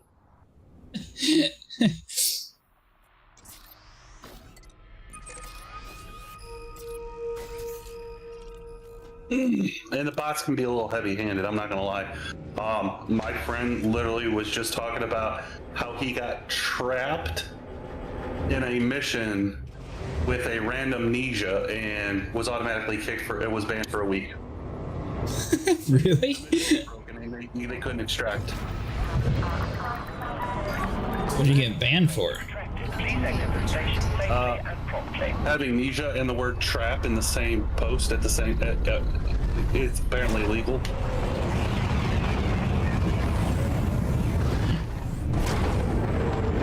Yep. Big no. Talking about the one with like the disc on her back, right? Yep. Yeah. Spell it. Scan detected. He's just a dude. Oh, with ponytails. Yep. Really? You are now clear of station. Safe travels, Commander. Assumed it was a girl because of the ponytails. I don't think I ever looked at the front.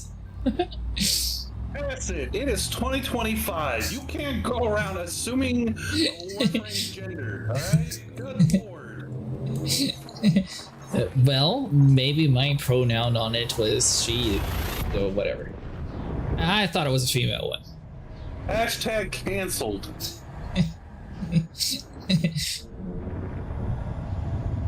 Hashtag canceled dinosaur. So dinosaur. Objective detected. Yep. You're canceled. Negative. Yep.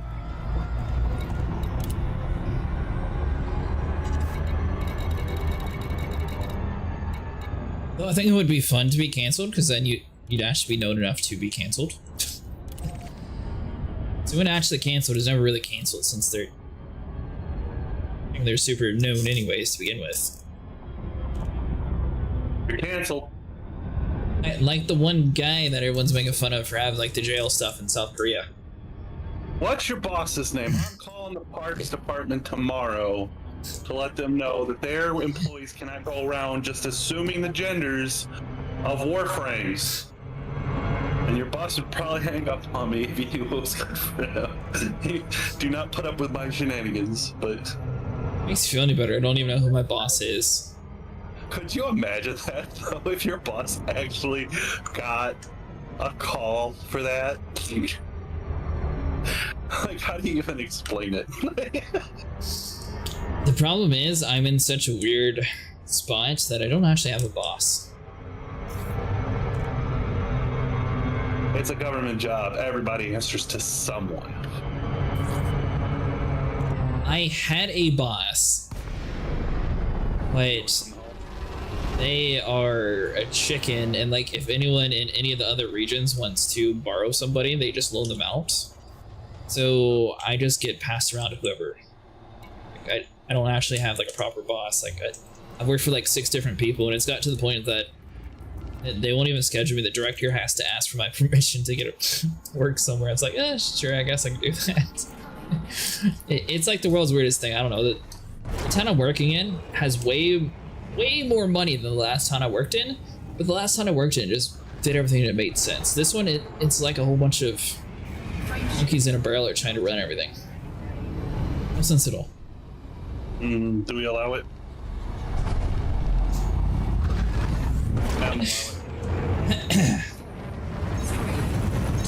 It's not Mr. by the way. Come on, you don't even have to like him, but you know what? You gotta at least respect the office for at least 4 years, and then we can all forget he ever existed. You sure it's still Mr.? No. Yeah. No. So is it Miss President? No, it's President. It's Mr. President. Only if you're also in the government. For the rest of us, it's just regular President.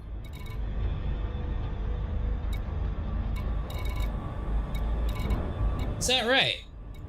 You know what? There's been a few out there that I didn't agree with, but I still respect the office. Because at the end of the day, like, I'm not even caring about who the president is. I'm just still on this whole. You don't call them Mister? No, not Mister.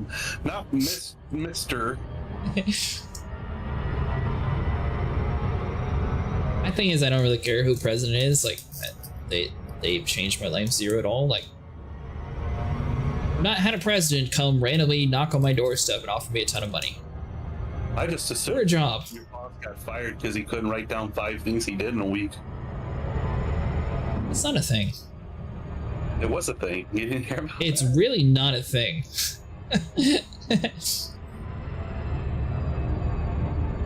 I would love for that to be a thing in my office. It'd be so hilarious. What did you do this week? Played on my phone, swept, played on my phone again. I'm so new to this whole thing, especially. Yeah, this is pretty sure. How is that? How is that automated? I went to the doctor's recently. He said, don't eat anything fatty. I said, what, like bacon and burgers? He said, no fatty, don't eat anything. Sounds like your doctor was channeling their inner stand-up comedian, huh?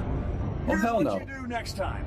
Show up with a full-on medieval turkey leg I missed in it. one hand and a chalice in the other. And when they give you that same line, just scream, "You shall not pass!" Gravy dripping down your chin. It's all about making a memorable impression.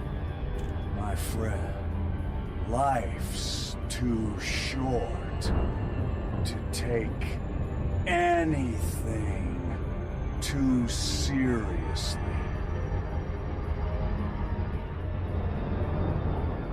But this is funnier. I was not expecting Nick Cage to go on a rant like that.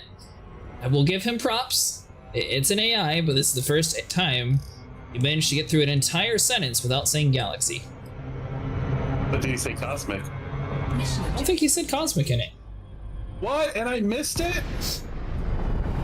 Yes. Yeah.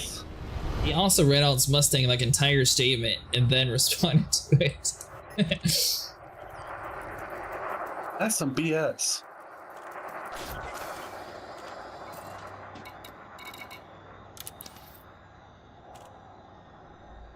Scan detected.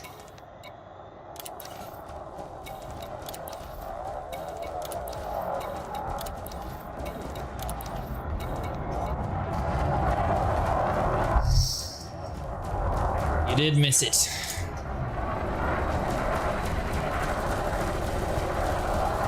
You in the area, sniper. Yep. Hey, 7 months. I realized you knew me that long. It sneaks up on you, don't it? It does. At some point I need to actually sit down and actually make some proper badges and stuff again.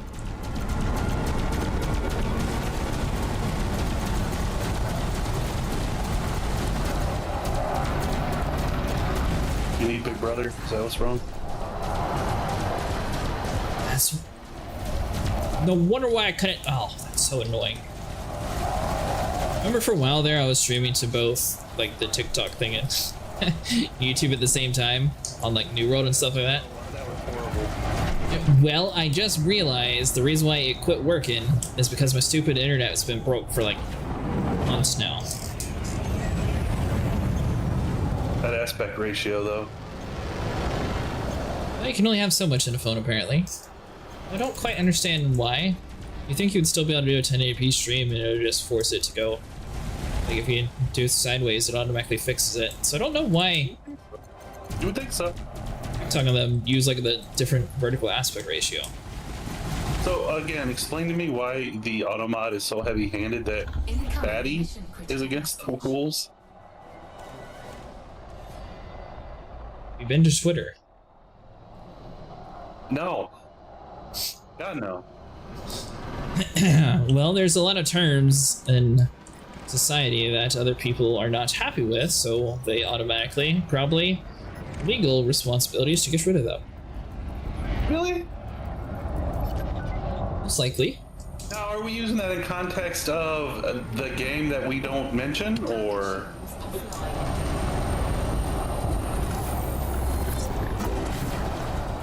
Because I was gonna say, if it's the way you're talking about, I should let you know that we use that term in wrestling all the time. Wrestling? Yep. Wrestling game do you play? No, not wrestling game, high school wrestling. Yeah, I don't think they use those terms in high school wrestling anymore. Really? I mean, I would be surprised. Though I have seen a lot of videos of them putting like young boys against young girls, and that's a little odd. We had that when I was in high school. Though most of us just walked out, shook our hand, and walked back off the mat. Oh, so like modern day. Well, see, here's the thing. It's high school. We're kids. We're already kind of self-conscious as it is. The last thing we need in life is for, Sniper Wolfen's the man who beats up girls. well, yeah, that's if you win. But, Sniper Wolfen's the man who gets beat up by a girl. right, which is worse when you're in high school? Kids find things to make fun of each other with all the time. So we weren't really to roll the dice on that one because it was a lose-lose situation in our eyes. So we came out, we shook our hand, Scan detected. and then we walked off.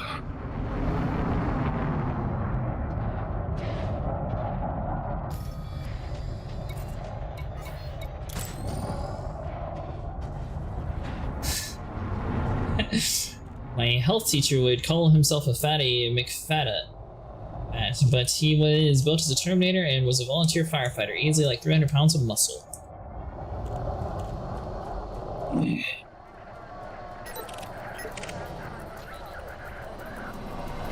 I don't know. Again, you as you say, it was a different time, but I think children, at least at some point in their life, need to learn a little bit about humility and shame.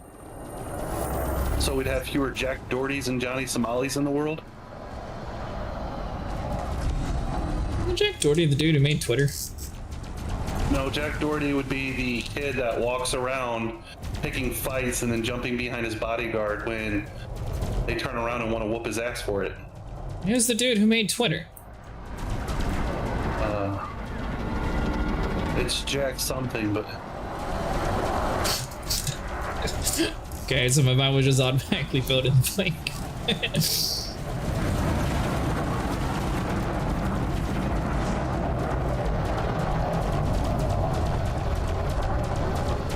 Chili Moog. I like that guy's name.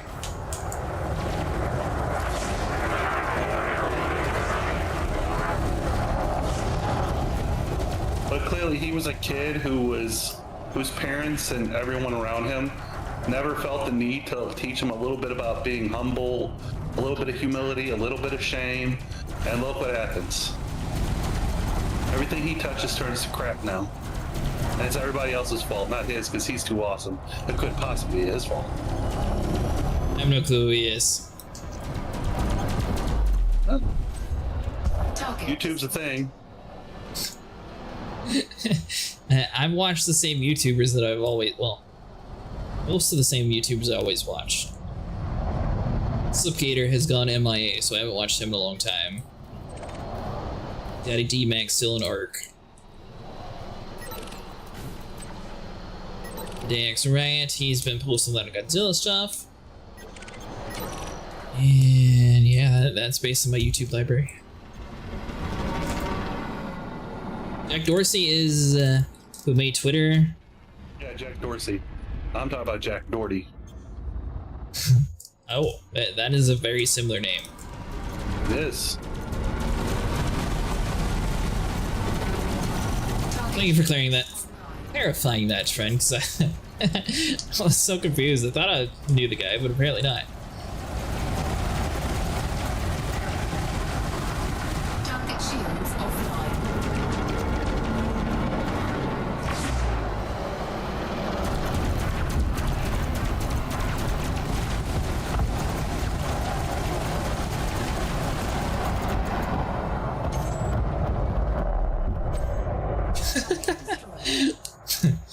I like the guy that you're fighting currently. The Harvey Barbie.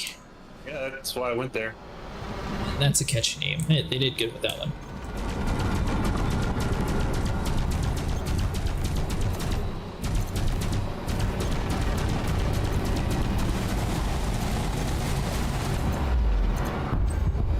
Target destroyed.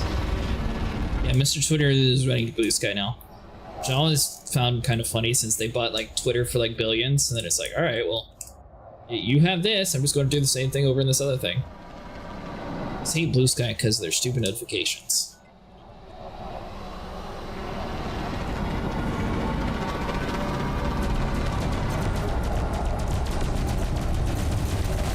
I swear it looks just like a text message. If I could change the message symbol, then that would be a different story. Warning. Impulse attack. Trajectory disruption. Under attack. I just don't see a point in it. I only gotta connect with all the young people. I also need to learn how to use Reddit. It's Reddit. Neckbeards are okay. Neckbeards might actually, like, you know, watch you. But Blue Sky is just like a giant echo chamber. It seems like a minefield. All you say is the one wrong thing, and they're gonna turn on you. Reddit, no, you know, Reddit is where you go to say anything you want. Just hope a mod doesn't say, "Hey, you can't say that." Vinny wouldn't get along well there, but You said but you want to get along. Well, here, to trouble your time, I actually did a mission that you can have. Vinny has a problem with our authority figures dictating what can and can't be said. Can we both agree on that? Now that 4chan actually exploded, Reddit might be horrible? I mean, it exploded. They got hacked and leaked. 3, 2, Got hacked and leaked. 4chan. You're gonna have to go with more words than that. What? 4chan got hacked and leaked. So people's emails are out, or like? People know who all the trolls really are. Where did we pick this mission up anyways? Same place that we got it from? Or the same place you've been turning? Yeah. Oh, okay.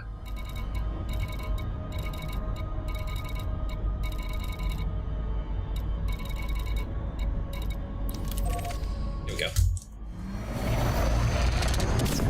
So think about every big controversy that has happened in maybe the last 10 years. Remember how the OK symbol suddenly became a racist symbol or hand gesture? It's because 4chan told major news outlets that's what it was. And they ran with it. 4chan is where all the trolls live. Alright, so maybe we need to start with square one. I don't watch the news. When did the OK symbol become a bad thing? About 5 years ago. Ow. Don't worry, I'm definitely keeping up with the times. It was a huge controversy because like people were losing their jobs because they were making it in like a company photo, like are A-okay, like oh my god, white supremacist, fire him, and it was all because of 4chan.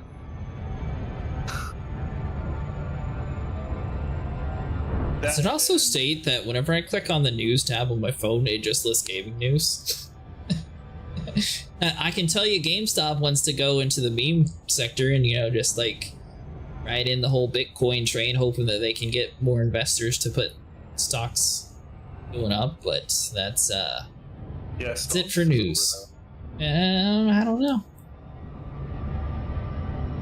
No, Sunks is over.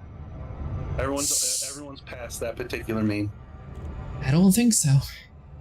GameStop's still trying to ride with it. Yeah. It's like Steve Buscemi saying, "What's up, fellow teenagers?" But the thing is, GameStop's still going up for some reason. The people are still buying into it. The thing that's so hilarious, though, GameStop has the perfect opportunity to turn into like the most nostalgic place, but they're not taking the opportunity. They're just doing it for a meme instead. Yeah, that would require money on their part. They do not like spending money. It would require money, but you know how much more people would bring in? Imagine if GameStop overhauled all their stores and they turned into a retro game stop where they still sold physical disc copies, but they actually turned them into like arcade systems. Like you can actually play games inside the stores. You can try out all the different games instead of just walking around and, you know, being upcharged $40 for a game you just turned in. Does not matter. If it had a chance to bring them billions, but cost them a few $100,000 to do each store, they'd pass. They do not like spending money for any reason, even to make money. They fully do not believe in that you have to spend money to make money, Monica. They believe that if you have to spend it, it's probably a bad idea. I still think it would be cool. Especially since like all these other retailers are now like downsizing and turning into some Fort Knox thing. Like, talk to some old GameStop employees and listen to the stories about how sometimes getting paid was like pulling teeth. You in my area? Yeah. I mean, if you're going to the kid station, yeah. No. Oh, I thought we were turning in. Why did we turn in? I don't know. You're not at the bounty target. No. GameStop is dumping thousands of games into landfills. They're too busy making e-waste to actually respect the past of gaming. Yeah, because, I mean, doing anything other than throwing them into a landfill would cost them money.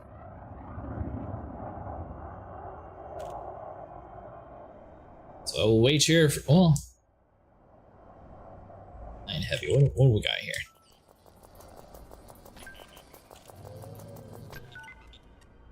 Check out Blaze.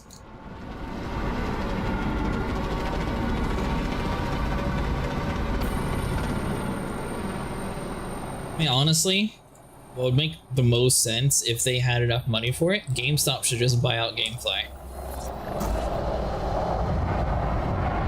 And GameStop needs to take the entire inventory from GameFly and do that same model for their stores, where people can just go locally and grab the disc instead of having to wait for it to be mailed. Yeah, that worked out so well for Blockbuster.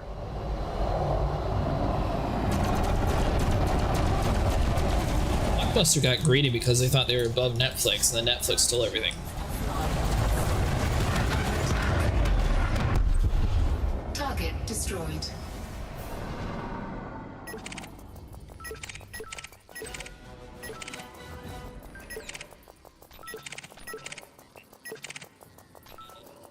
Well, there's a bunch of very large ships here.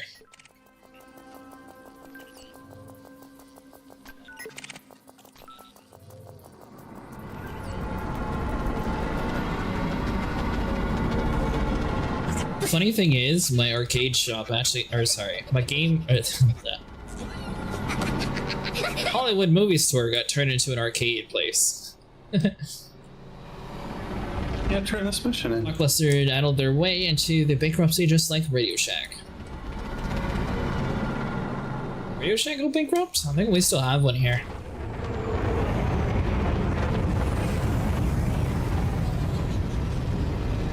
I mean, you can turn the mission in, Sniper. I just had like 5 or 6 more missions. Yeah, that's what I'm saying. I can't. Yeah, of course you can't, because I have to. Oh, you...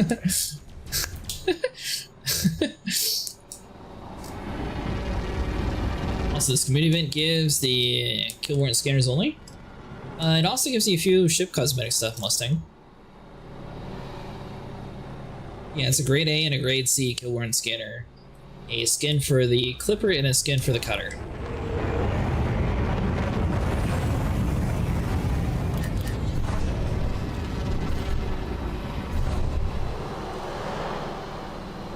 Never used a kill warrant scanner? I'm pretty sure you were in the party when you were like, oh wow, that is so useful, Sniper. When you started to realize how much money you were making. I'm sure that was your comment, Ashley.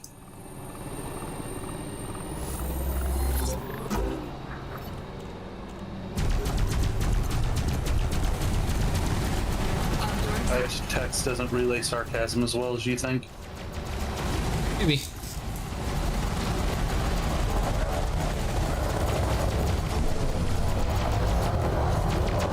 $24 billion in ED? Well, I'm broke.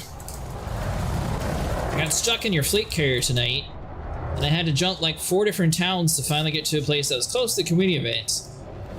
And then finally get over to my ship. I have my stuff in it.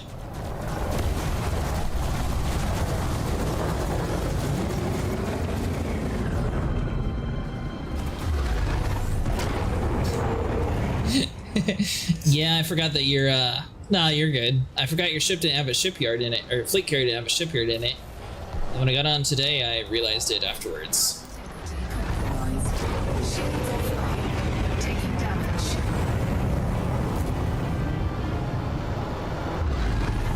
Alright, my man. I have got to head out. Are you getting off? Yeah. I gotta shower, shave, finish my laundry, cook and pack my meals for the week. Alright, hold on. Stay at Dan. Let me turn this in real quick. That way you get credit for the mission. Alright. There's fleet carriers in the same system who have it. Yeah, but the thing is, I was on your fleet carrier that had no shipyard with no ships there. So I couldn't. It's a fun little hour. I couldn't exit your fleet carrier. The only way was the escape pod. And then the escape pod took me to a station that I also had no shipyard. But thankfully it had an intercept faction, so then I just started to like slowly move over towards this Dawn area.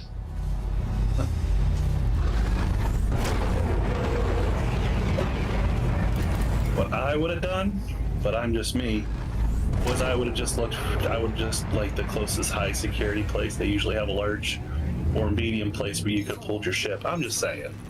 Well, my thing was, all my ships were on my fleet carrier, so my plan was just to jump the fleet carrier over next to Dawn, buy a Sidewinder for like 10 grand, fly over to my fleet carrier and be done with it. Oh, right. That's when I heard you swear. Yes, and then it turns into a whole extra ordeal because it couldn't actually get to the location. I finally got to the area where I could get the Sidewinder, and the Sidewinder was like 0.5 jump range short of making it to the destination. So then I had to take off all the components on the Sidewinder, which apparently the Sidewinder does not come stock being able to jump at least 8.5 light years. Which, I guess I'm glad that I've played this game enough to just expect things to jump further than 8. I don't remember the times of being stuck before that, and you know, it was a little bit nostalgic tonight. Apparently, bad jump range was a thing when I first started. Yeah, it was. I know, it's been long enough that I'm just like, oh, 8. I'll just buy a cheap Sidewinder, it'll be fine. Yeah, it's why you and Sable were bumming rides from me so often, right at the beginning. We were doing it to play as a team. Yeah, okay. Oh, right, and because, you know, as a team, can't be a team if 2 out of the 3 can't get somewhere. Gotcha. Exactly. We were broke.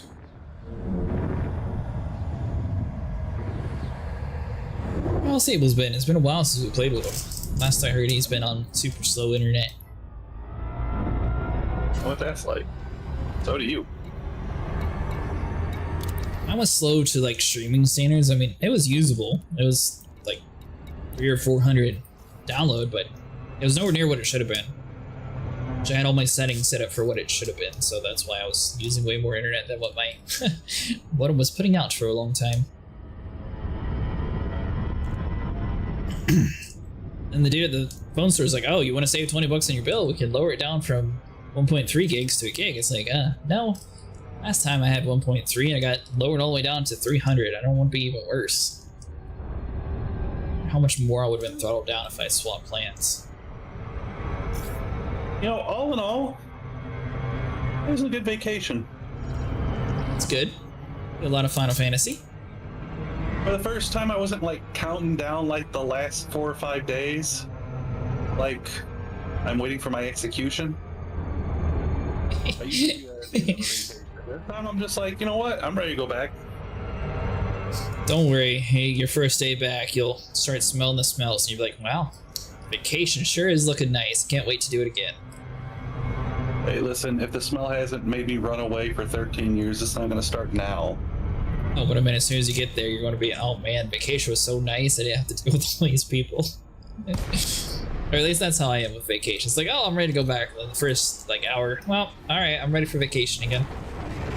Yeah, surprisingly, yeah, obviously people are people, and none two are alike. But the majority of people, when they really are depending on you, they are not as bad. Now, when they want their damn hot dog and popcorn, I can see them being all care and stuff. So I get where you're coming from.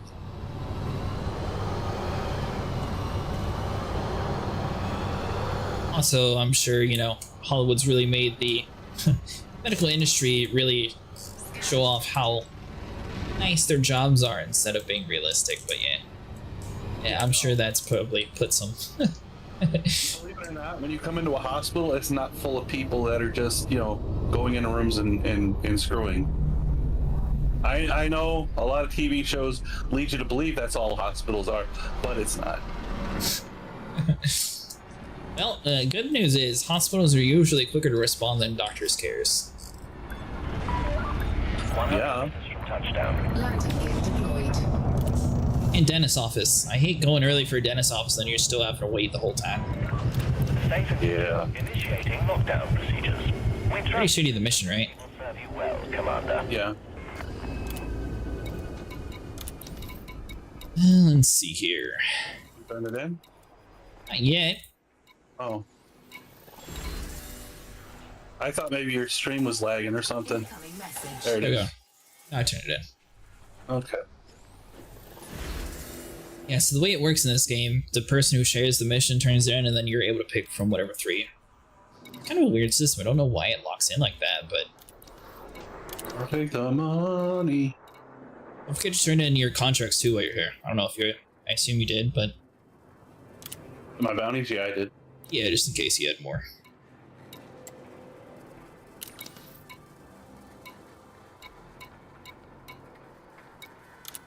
Yep, I'm definitely going to get the kill warrant scanners. Think so? Yeah. Let's see where I'm at. And when I get this 75 million, it will finally push me over the 2 billion mark.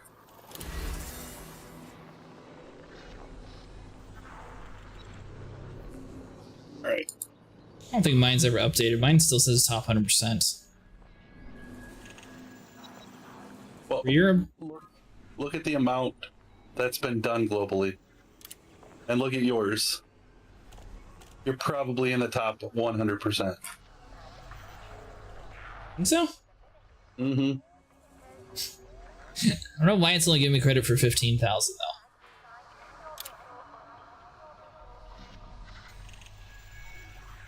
though. All right. Either way, we should be fine. I'm off to shower and cook. See you later. Have a good night. I'll be on You too. tomorrow. Wait, what's tomorrow? Tomorrow's Saturday. right. Saturday. Yeah. Solo day tomorrow. Maybe. I don't know. Still waiting for other people to see what all everyone wants to play. I know Mustang's going to be on Star Citizen. Yeah, Sunday will be on Final Fantasy. Definitely be there. Landing coupler disengaged. You may proceed when See you later.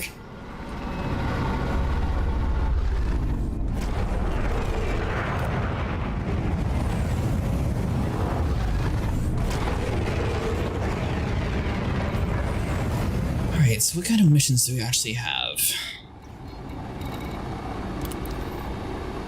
But this one that I don't even care about, so I'm just going to abandon that one. speed restrictions lifted. Imperial flight. Alright, 7 out of 20, 81 next, 72, 35, 20, out of 45. This one's actually counting. Why that one was counting up at the same time as the other one?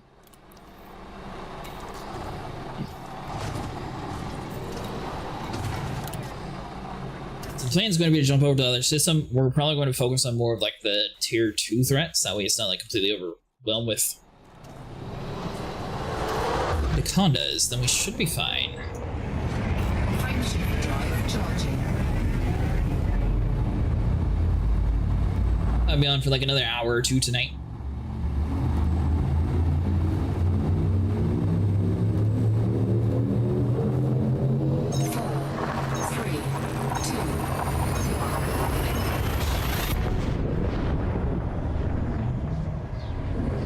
I guess I could start testing my other system out. Oh, Mustang, I forgot to tell you. So I figured out how to have my other computer be the streaming computer. It's a very complicated setup. Basically, my other computer wasn't able to handle some of the tasks, so I thought I wasn't going to be able to do it originally.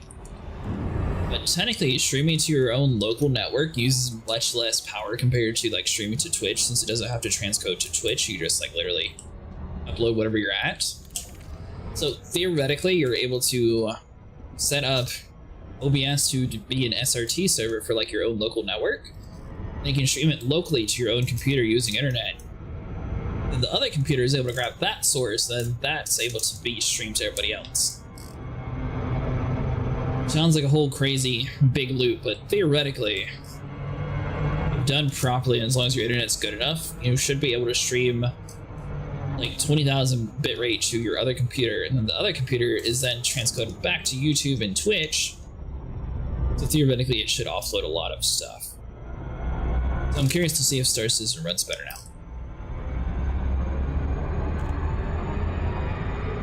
I still need to test a whole bunch of stuff before I actually get to that point. Figured out that my internet was like messed up last night when I was trying to get like everything set up, because when it's no longer like whole frames were dropping from the network connection. It was really odd. And I figured out that, oh, that's because my modem is starting to go out.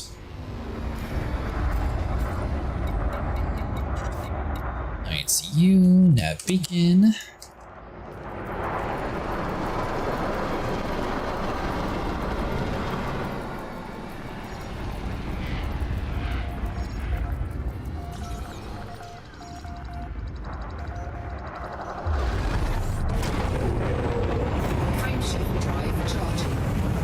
Inhibited by a factor of 11.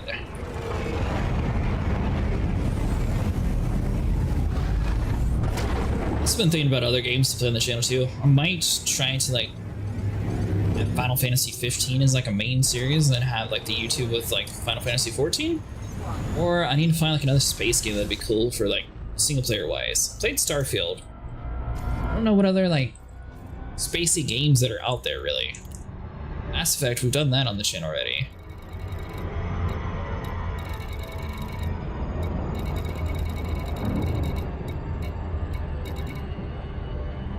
Elite?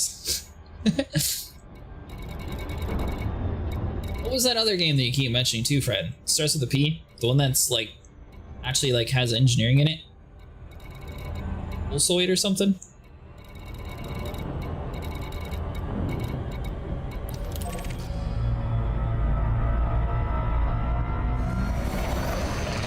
Maybe I'll make a video on Elite and see how it is. Pulsar, that's what it is.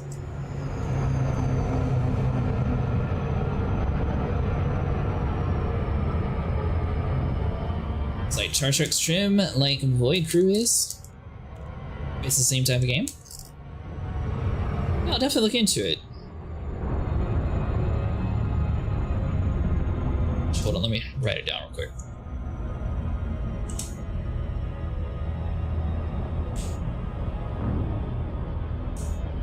Ah, there we go. Pulsar.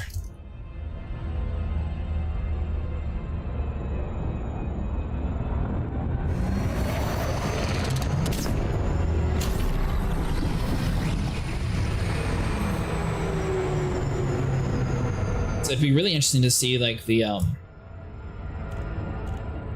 there's another space game coming out soon. I can't think of the name right now though. It had really cool like engineering stuff and I'm not sure how well the gameplay is. The trailer looks really cool, but I haven't got my hands on it yet, so I don't know how the actual gameplay is itself. We'll be able to see if a stock Corsair in a threat level 3 can actually take on pirates or not. Mostly sec. We put like one upgraded laser on it. So the thing that happened tonight, basically I was trying to outfit my Corsair. My plan was whenever I died to like put my better weapons on, but I just haven't died yet. But the thing was, my Corsair didn't have a shield on it. Then I didn't have any local shields, so they were all going to be like 45 minutes away. So I decided just to sell my pre-built ship and buy it again, that way I get a free one that comes with a shield. In doing so, it's going to be slightly hindered. Dares pull us out.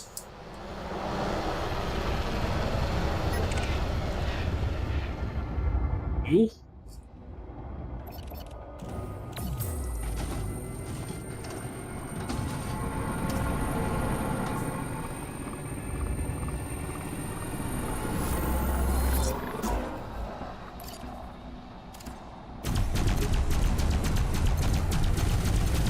Me, scum, you're the one who pulled me out of jump.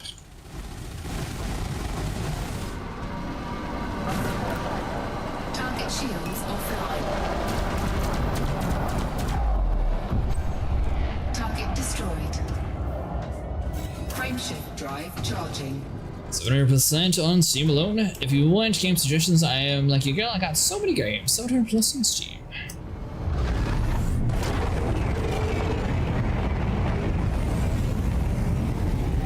South of Midnight. I wish more games like that would come out soon. Well, I'm kind of surprised that game never actually took off. I thought it was really good. The storyline on it was like super short though, but at least it had like decent actual like story to it.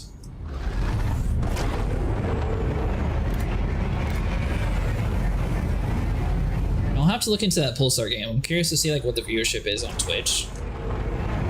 If it was something like Elite, that's decent-ish. I noticed that a lot of like Void Crew, like there's like no viewers at all for the game for some reason.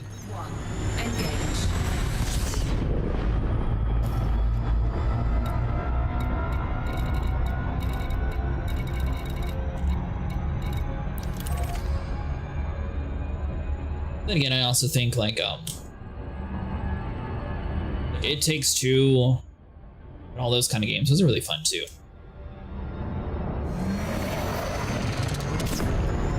Icarus, I wish that one was more people actually watch that game because that'd be fun.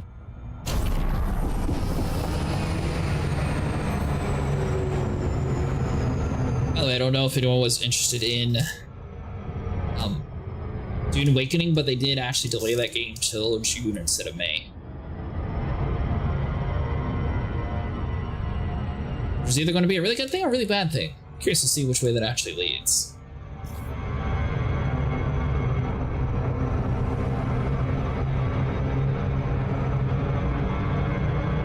And we came in a little bit too hot.